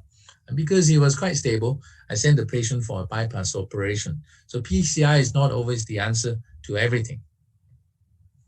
And then we try to avoid, as I said, ad hoc PCI in complex anatomy, and also especially in patients with renal disease. In diabetic hypertensive renal disease, it's a disaster to inject even more than 30 ml of contrast in this group of patients. And always have plan B for elective PCI and patients with complex anatomy. In terms of access, we really have gone through radio access. You know, if you are the radio first strategist, then obviously it's for the patient's comfort, may have less bleeding, easier to control hemostasis. Same day discharge, even for some post-PCI patients that I do, maybe in this way, there's a little bit of a lower cost for the patient. If you're the femoral first strategist, which is now getting less and less. Well, then we have to choose why we're still doing some femoral cases. It's mainly because the patient had weak radial pulse, or there are some anatomical tortuosity of the radial brachial or subclavian artery. A patient with renal failure who may need heavy fistula, operation for renal dialysis. Those who may need hemodynamic support, especially for complex case like what Dr. Fauzi has shown just now, or patients who require larger devices, larger catheter, in patients with very heavily calcifying tortuous CTOs. So what size should I use? Well, the 5 French is nowadays getting common for the radial approach.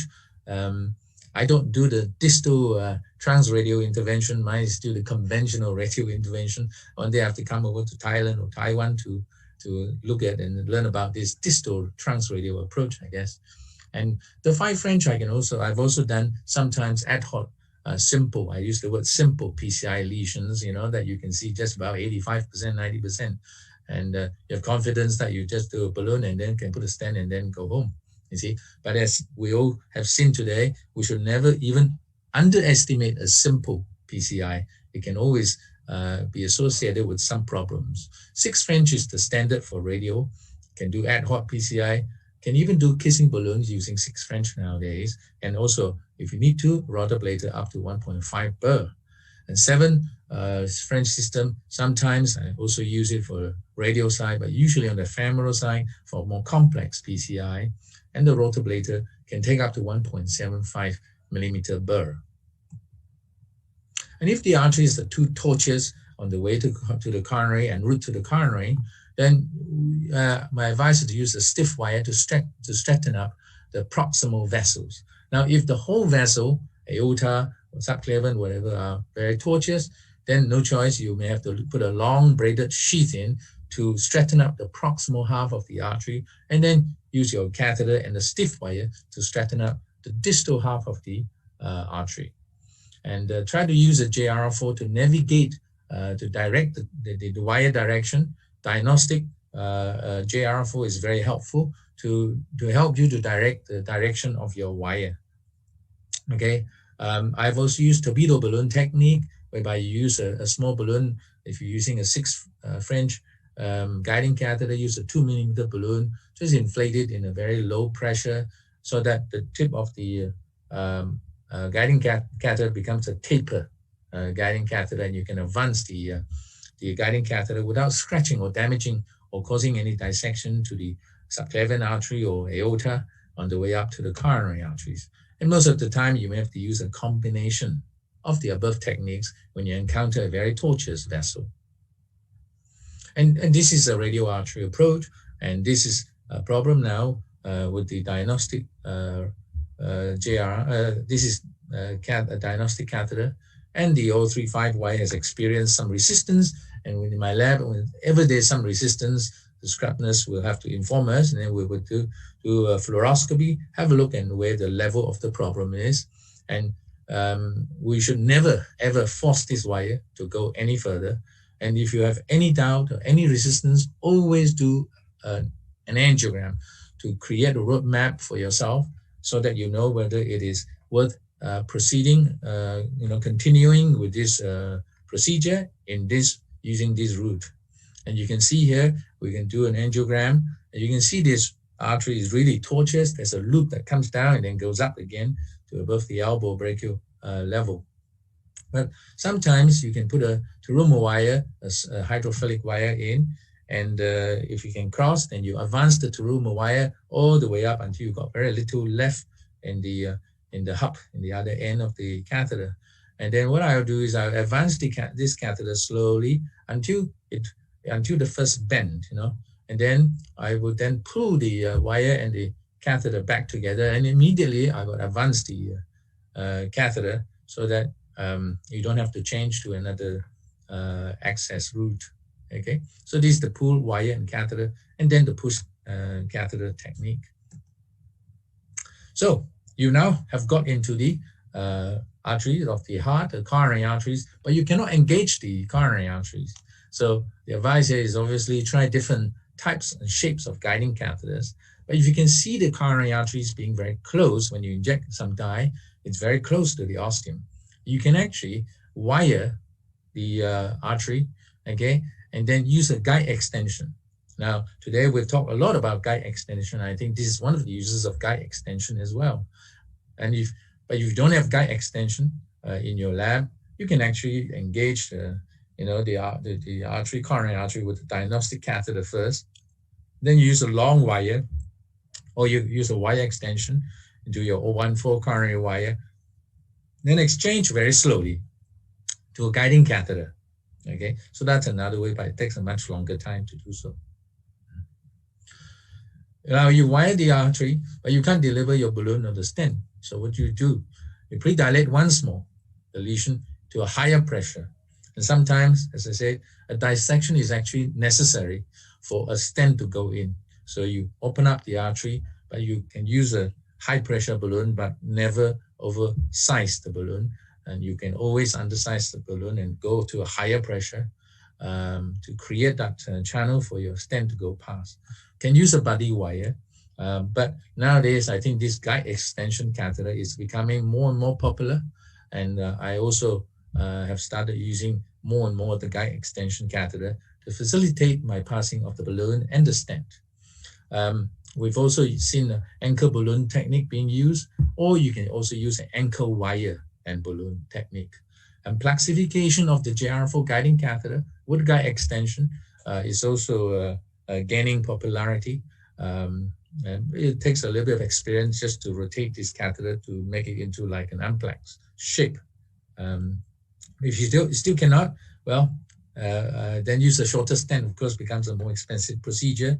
Rotablator can be used if it is calcified, but make sure that the wire is inside the true lumen, or you have to use a combination of the above techniques. Okay, so this is a picture of the plaxification of the JR4 guiding catheter with a guide extension inside.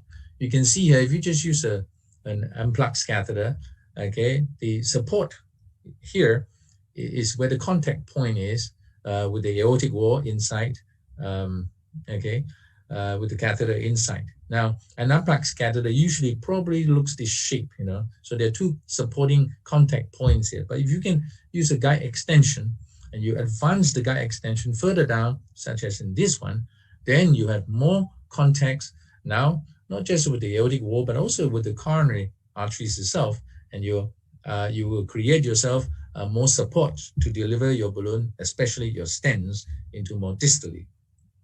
Okay, so this is deep intubation into the coronary artery, but using a guide extension catheter to create extra support for your delivery. So this is a patient now with a almost near total occlusion of the right coronary artery. And you can see I'm actually using an amplex, one catheter, okay? And because the amplex keeps going into the right coronary artery, so I put a wire into the right ventricular branch to stop the AL1 from knocking into the proximal RCA too much when I'm focusing on the CTO, okay? So this is now, the wire has crossed, okay? And the other wire is still inside the RV branch, stopping the amplex from entering the RCA too much. So I dilated, and then there was, as usual, the balloon could not cross into the mid RCA segment, probably with calcium and so on, and the whole system drop out, okay? Yeah, so I change into a JR4, and you can see the way the JR4 tip move in and out of this proximal RCA, and you can see the amplex catheter has already created some dissection in my proximal RCA, okay? So I have to start all over again, and this time I don't have to put a wire in the RV branch to stop the JR4 from knocking into the proximal RCA to make the dissection worse.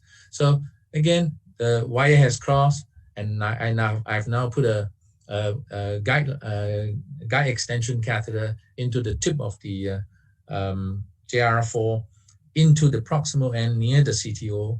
And you can see now I'm pushing the JR4 in, at the same time rotating in a clockwise fashion to create what looks like an amplex catheter, okay, from this JR4 with a guide extension inside. Okay, so that's how it looks like. Okay, so when I can advance the catheter a bit further in so that it really looks like an unplugged shape, you know, but I actually just need sufficient support to cross the lesion and complete the procedure by doing this emplastification using a JR4 and a guide extension catheter inside. And then there's the balloon anchoring technique we've seen just now. You know, in this scenario, I put a balloon into the circumflex artery. The stent could not cross into the left main and the LAD. So anchoring the balloon gives me extra support. My wire will not drop out. My guiding catheter will not come back too much, and I can advance the stent into the place of interest. And the other way is to if this stent could not cross, you can put another wire into this RCA, and you pass a balloon into the distal end of this RCA. You inflate the balloon. Once you inflated the balloon, you can actually fix the guiding catheter, give you extra support. And this balloon also traps the other wire. Okay, by trapping the other wire, it also allows you more support for you to advance this stent into the distal RCA. Okay, once you've crossed, then you deflate the balloon and then take the balloon back before you deploy this stent. So this is the anchor balloon and wire technique that I sometimes use. A bifurcation, a PCI, some tips and tricks here is, I mean, the Merritt's law. I think everybody knows that, you know, the distal main branch plus the diameter of the distal main branch and the diameter of the side branch together times 2/3 or 0.65 or 0.67 equals to the diameter of the main branch. Okay. Now, if you've got some difficult side branch crossing, then you have to do some so-called bends, okay, specific bends of your wire, guide wire, okay?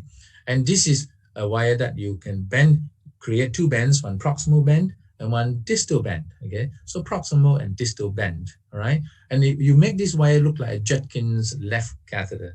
You know, it's like Judkins catheter or your catheter. Your catheter is there to go into a lumen, okay? An ostium. So the ostium of the left main or ostium of the RCA. So you create this wire that makes it look like Judkins left, okay? Because the tip of this wire is supposed to go into the lumen. It's the lumen of the side branch. Okay, one important point is the distance, or rather the length of this bend between the proximal and the distal bend, okay, at the right angle is actually the diameter of the artery itself of the main branch, okay?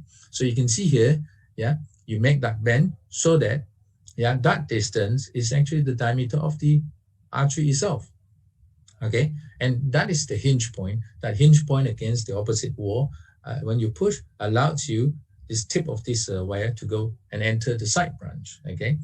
And if your side branch takes off at a more kind of acute angle, a bigger angle, you know, straighter, then that proximal bend has to be shorter to the distal bend, okay? Basically, the steeper is the side branch takeoff, the more angulated the proximal bend, and therefore the shorter the distance between the proximal and the distal bend, okay? Or you can make the progressive curve, so-called, and this makes the wire looks like an extra backup catheter, you know. And the same story, you know, the hinge point is there, almost directly opposite the ostium of the side branch, and then you try to manipulate this wire, okay? Now, if the direct access entrance is not possible, then sometimes you have to do this pullback technique, okay? And when you pull back, then the tip of this wire will fall into the ostium of the side branch, okay? And once you've achieved that, then you have to rotate, you know, your wire in the anti-clockwise manner, okay? Anti-clockwise manner as you gently push the wire into the side branch, okay? And however, sometimes you might see prolapse, you know, of this wire into the distal main branch, like so, okay? So when you rotate and push, you may see the wire may prolapse, you know, okay? Then there's sometimes no choice. You may have to put another wire into the main branch and put a balloon there just at the ostium or just distal the ostium or the side branch, and then repeat the same thing. And this side branch wire will go into the side branch itself. Okay. If you still cannot wire the side branch, then yes, try the double lumen catheter. Okay, and now in the market there's the Asahi, Sasuki. The old days we've always been using the Crusade catheter, where there is double lumen. The over the wire lumen is actually the wire that you use to cross into the side branch. And as we said earlier, you can adjust the tip of this this wire in order to enter the side branch. And there's a case of a OM and distal circ lesion, very tight lesion and complex anatomy, okay? And you can wire to the distal very easily, but to try to wire into that OM branch was not easy. And, you may notice a little bit that this OM ostium actually goes up first. It goes up a little bit before it goes down, okay? So that wire, even though with a very sharp, with a short tip curvature, was finding it difficult to enter.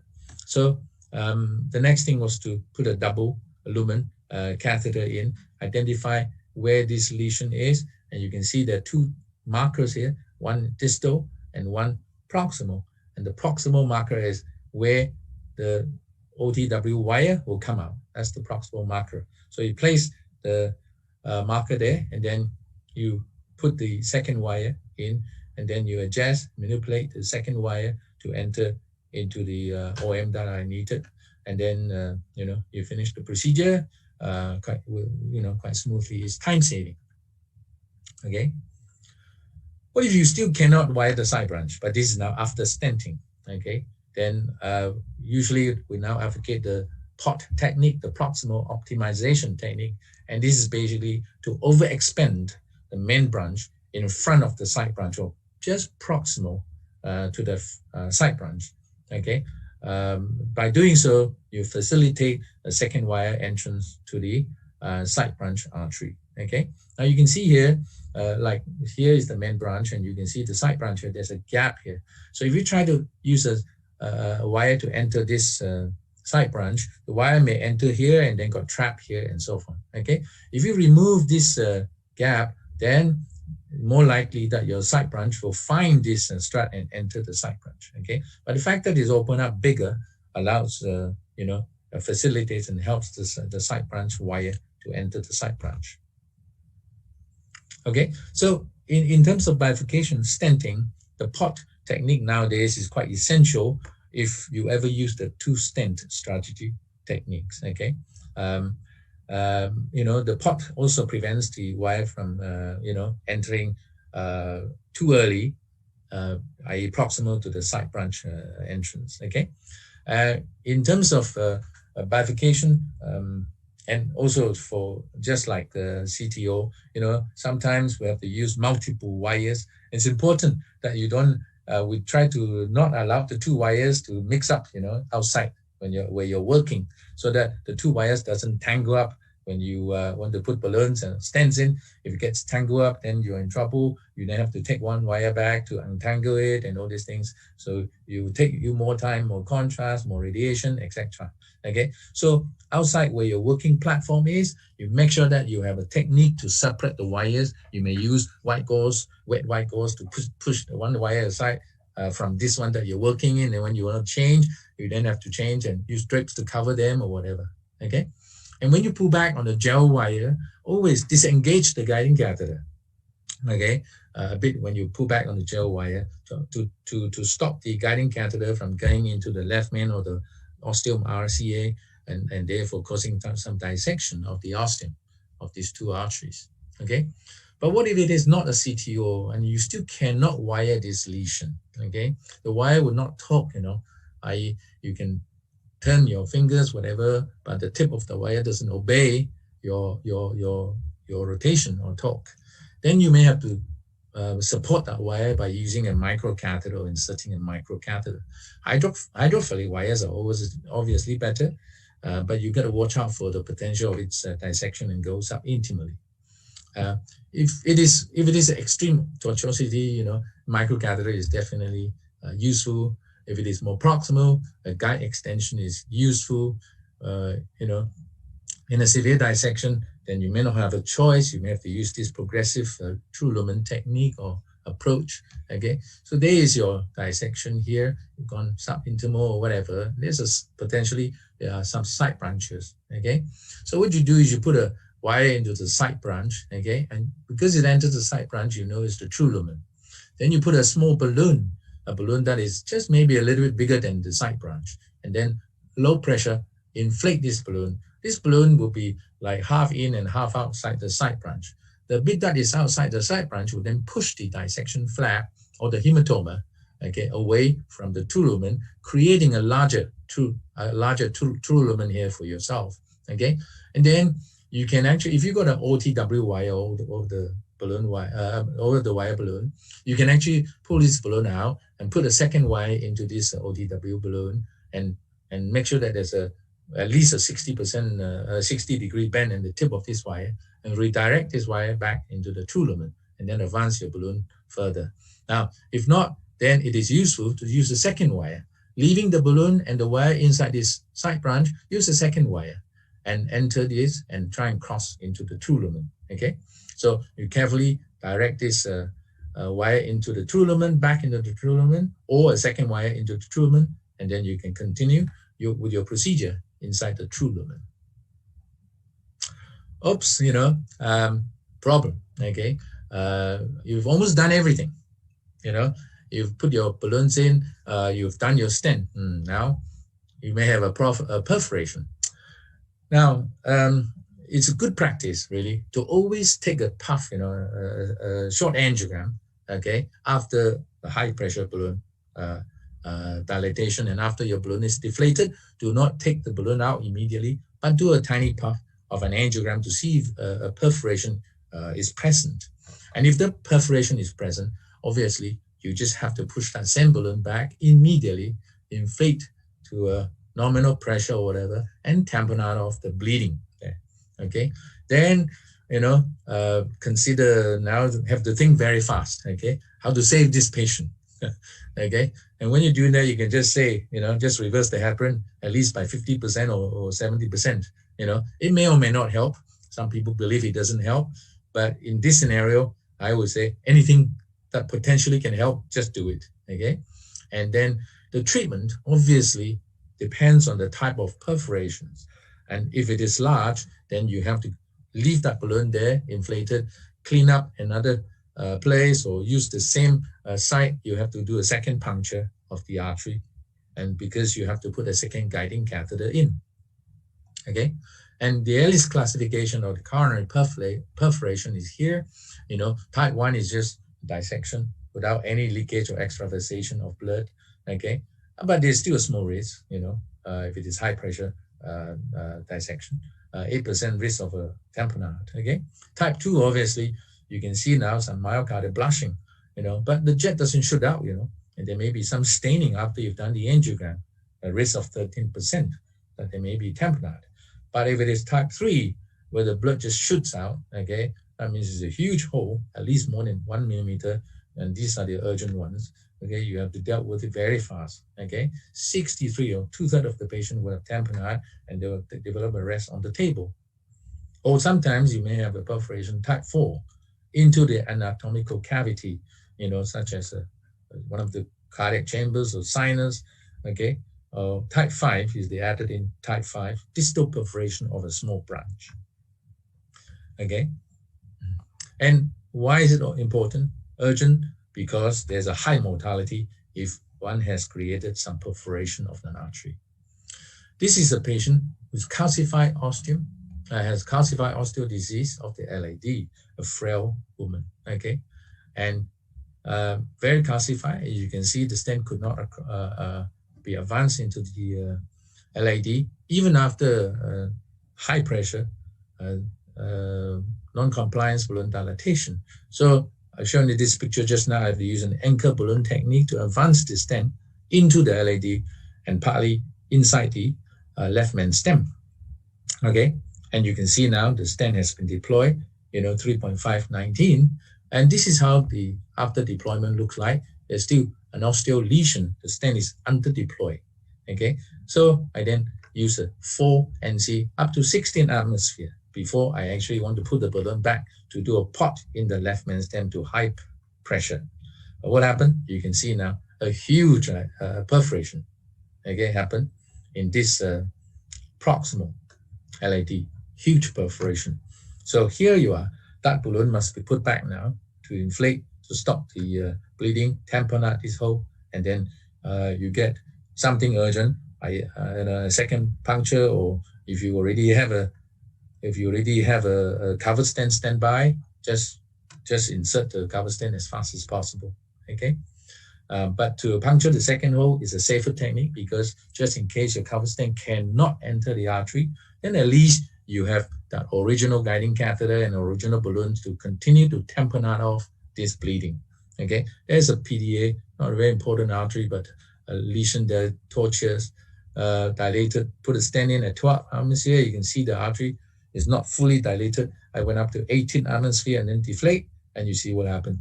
Okay, one of those big perforation type 3.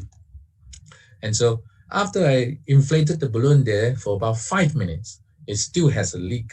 Okay, and I know that in this case, the leak is going to get worse. Okay, so I have to put a cover stent in, and you can see this is a cover stent placed there, and you can see very dense looking cover stent. When you see that, usually it means the double layer stent, you know, and because this is graft master by Abbott Vascular, okay, it takes a long time to inflate, okay, because it's double layer, okay, and this is how it looks like when it's inflating. And finally, I have to use a high pressure balloon to post dilate this stent, and that's how it looks like at the end. Okay, so these are the coronary cover stents available in the market that I have used. Okay, at the moment, I think the Biotronic Papyrus cover stent is probably the best because it has the lowest crossing profile, much easier to deploy, and a single layer of stent only. Okay, sorry, yeah. So on the left here is the Papyrus. This is the Biotronic Papyrus stent. Okay. So this is a patient with a bifurcation lesion, okay, in the distal circumflex, stable angina symptom. And so this is like, you know, any case, you know, it's not too bad, all right? So you put 2 wires down, and then you dilate this so-called almost, you know, main branch, and stent across it, and then do a kissing balloon, and so forth, okay? And what happened afterwards, okay? Then you do an angiogram, and then you see something else, okay, appearing, which was not there before, okay? You can see here, okay? It's probably a fistula, you know, stealing blood from this marginal branch into a coronary sinus, okay? And if you keep your eyes out, my attention was distracted to focus on this. But look at this wire now. I have inside this tiny branch, okay? It's poking into, you know, the artery too much, okay? So anyway, I was still focusing on these things, okay? And look at the amount of blood that is stealing away, and it's basically a fistula. And I was trying to use a wire to see whether I can enter that tiny fistula, okay? Because I want to block it off, because I don't want this fistula to steal too much blood away from this circumflex artery, okay? As it is, the patient was already having angina, okay? But look at the tip of this wire. It's already digging into this tiny branch, okay? But luckily, actually, at this point, I saw this tiny so-called dissection, okay? Maybe it's about a type 1 or type 2, okay? Type 1 to type 2 or perforation, okay? But, you know, this was a big thing. And then suddenly I saw this blood staining there. I don't quite understand why this blood is staining here and so forth, okay? But it's a big fistula. So the more I look at it, the more I want to do something about it. Sometimes I'm not sure whether that's a good idea, you know? Anyway, and I could not wire into this tiny fistula, okay? And I know that now that this artery is open, maybe it'll grow bigger in the future. I don't know, okay?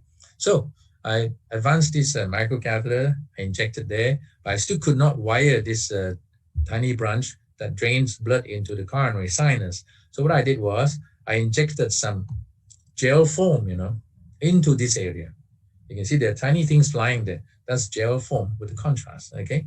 This is the gel foam now, you can see. Okay, cut this, and then you, like the Chinese medicine, you have to hit it using the plunger, and then spread it into a tiny syringe, and then try and inject it into this micro catheter. And you can see now, I have injected some of this gel foam there, but you can still see some flow into this fistula, okay?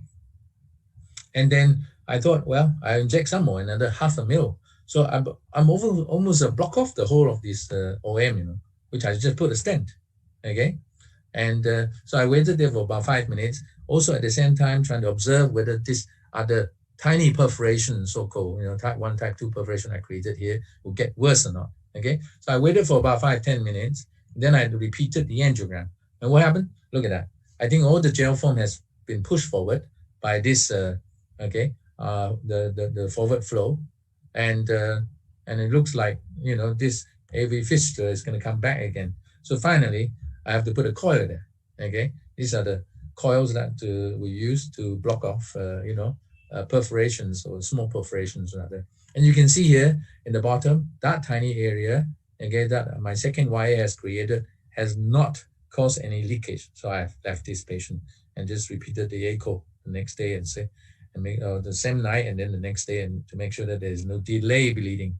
There's sometimes delay perforation, okay? So always watch out for perforations. And it's very tricky, you know, there are some risk factors of perforations, you know, there are old people, those very tortuous calcified, CTO is notorious, you know, oversizing balloon and stent, you know, I think these are the very common high causes, high inflation, pressure, okay? Extreme distal guide wire location, especially if it bends backwards, you know, on itself, hydrophilic wire, rotablator, and also sometimes imaging devices can also cause perforations. How do you diagnose it? You need to have a very high index of suspicion. Now, sometimes the patient may be asymptomatic, but actually most of the time, the patient will have some pain, you know, okay, when there's a perforation. And the patient may have some degree of vagal symptoms, or they may show ECG, some ectopics, some tachycardia, or the blood pressure may drop a little bit because of its physiological response to a bit of blood in the pericardium, okay? Or you notice, you know, that the tip of the wire is in a strange place and may have kinked backwards, and so some dye stain or ECG changes. And sometimes when you have this suspicion, it is worth taking 2 extra seconds, you know, when you do an angiogram, acquire the angiogram just longer, just 2 seconds longer, put your foot down longer, to see whether there are any leakages, okay, of any contrast, okay, into the extra vascular space, okay. But obviously, prevention or avoiding a coronary perforation is the best thing to have, okay. So we should treat every artery with some respect, you know. So we should, as I repeated, balloon oversizing, NC balloon high pressure, and all these things should be avoided, okay. And try not to be over aggressive in our treatment, okay. So in conclusion, these are some tricks and tips for challenging PCI procedures. You know, the patients are actually the superheroes because they're actually entrusting their life with us, you know. Now we as cardiologists will be heroes, we can manage them properly, okay. And one important note is the cath lab must always have accessories, you know, and devices for the unexpected things that happens, okay. I mean, CTO, we can see, you know, how unexpected a CTO therapy can be, okay, unpredictable. So we should never start a job without proper infrastructure and the tools, okay. And the full cardiac setup, important in the lab, you know, cardiac setup in the lab is important for success, okay. Thank you very much.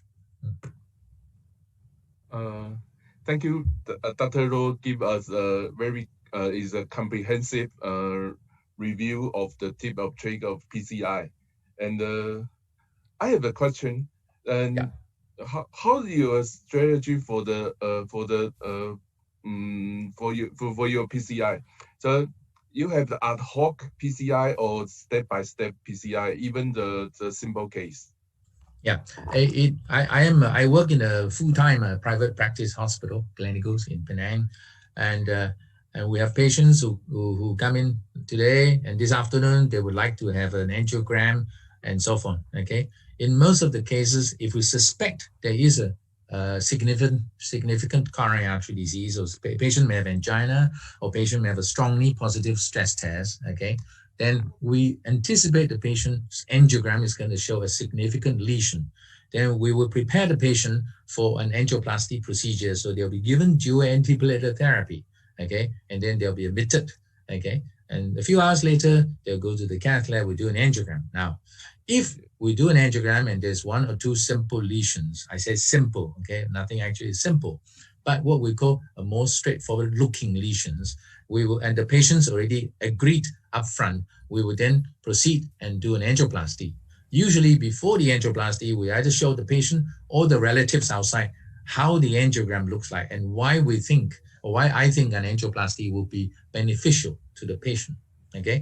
Then we'll proceed and do an angiogram. Now, if the patient's coronary anatomy is really bad, you know, like Dr. Fauzi's case, you know, the patient comes in with severe triple vessel disease with left main stem disease, I will tell you, I would not proceed and do an angioplasty. Okay, I think the patient should be off the table, think carefully and discuss with the family. And if the patient is adamant, the patient does not want to have a bypass operation, then I think the plan A and the plan B is already carefully discussed and planned. And then the patient comes back one day electively, and I may not want to use the radial artery approach. I may use the femoral approach now, or bifemoral approach, if it is a CTO, okay, to go in and do it electively, okay? Personally, like Dr. Fauzi's case, if the decision is made ready for an angioplasty, I would do the right coronary artery first, okay? You know, I'm like this. I get the easy one done first. It helps you, morale boosting, you see. It builds up your confidence level to an extent, okay? So I've already opened up the RCA, then only I'll go and tackle the the LAD, okay? CTO, okay? And like Dr. Yap, you say, it may improve the collateral flow to the LAD, okay? Because I've done the RCA. Why? Because if I have to do a retrograde technique, I will put a wire and then a microcatheter into one of the big collaterals, you know, septal collaterals. So I will block off some of the collaterals to the LAD, and I would, after 1 hour or half an hour, the LV function may go down, okay? The patient may suffer some, you know, ischemia, okay? So if I open up the RCA, you know, I improve the flow a bit, maybe even the smaller collaterals can provide more blood now to the LAD territory, and therefore less likely that the patient's left anterior descending territory will suffer ischemia, and subsequently, you know, the procedure hopefully can become safer. Yeah, I totally agree with Dr. Luo's strategy.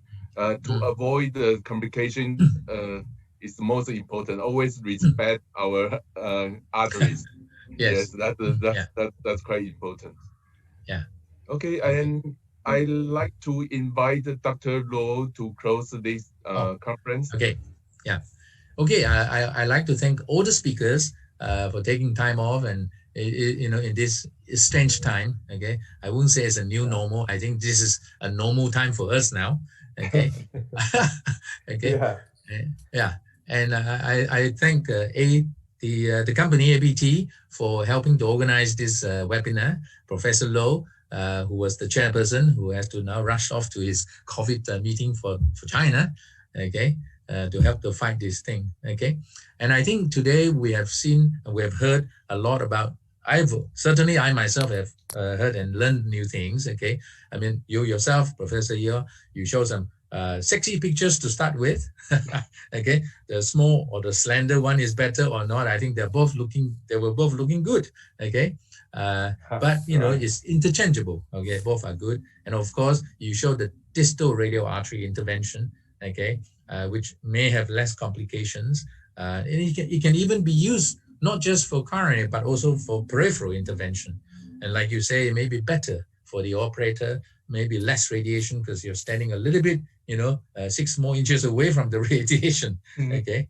And we discussed about whether we should puncture through and through or anterior wall puncture only, okay? And the through and through technique may create a bit more pain, but I understand that you might also have to inject more local anesthetic into the territory before you do the through and through puncture, okay? And Dr. Sriram here has shown us an incredible CTO therapy, even using a 7 French through the distal radial artery. I mean, that's amazing. And it was a marathon case, you know, and I think maybe that has shown some younger cardiologists, you know, this never give up attitude, okay? And you keep changing guiding catheters and keep thinking, and eventually you got very good result, you know, okay? And I congratulate you for that. And then next was Professor Luo, who talked to us about the adjustable valve introducer device, a new device, a new innovation by APT company. And I think this with the TAVI or TAVA procedures are getting more and more popular, including the TIVA and the EVA for aortic aneurysms are getting increasingly more common. And I think this you know, adjustable valve introducer will become a very important device in the future for a hemostatic reason.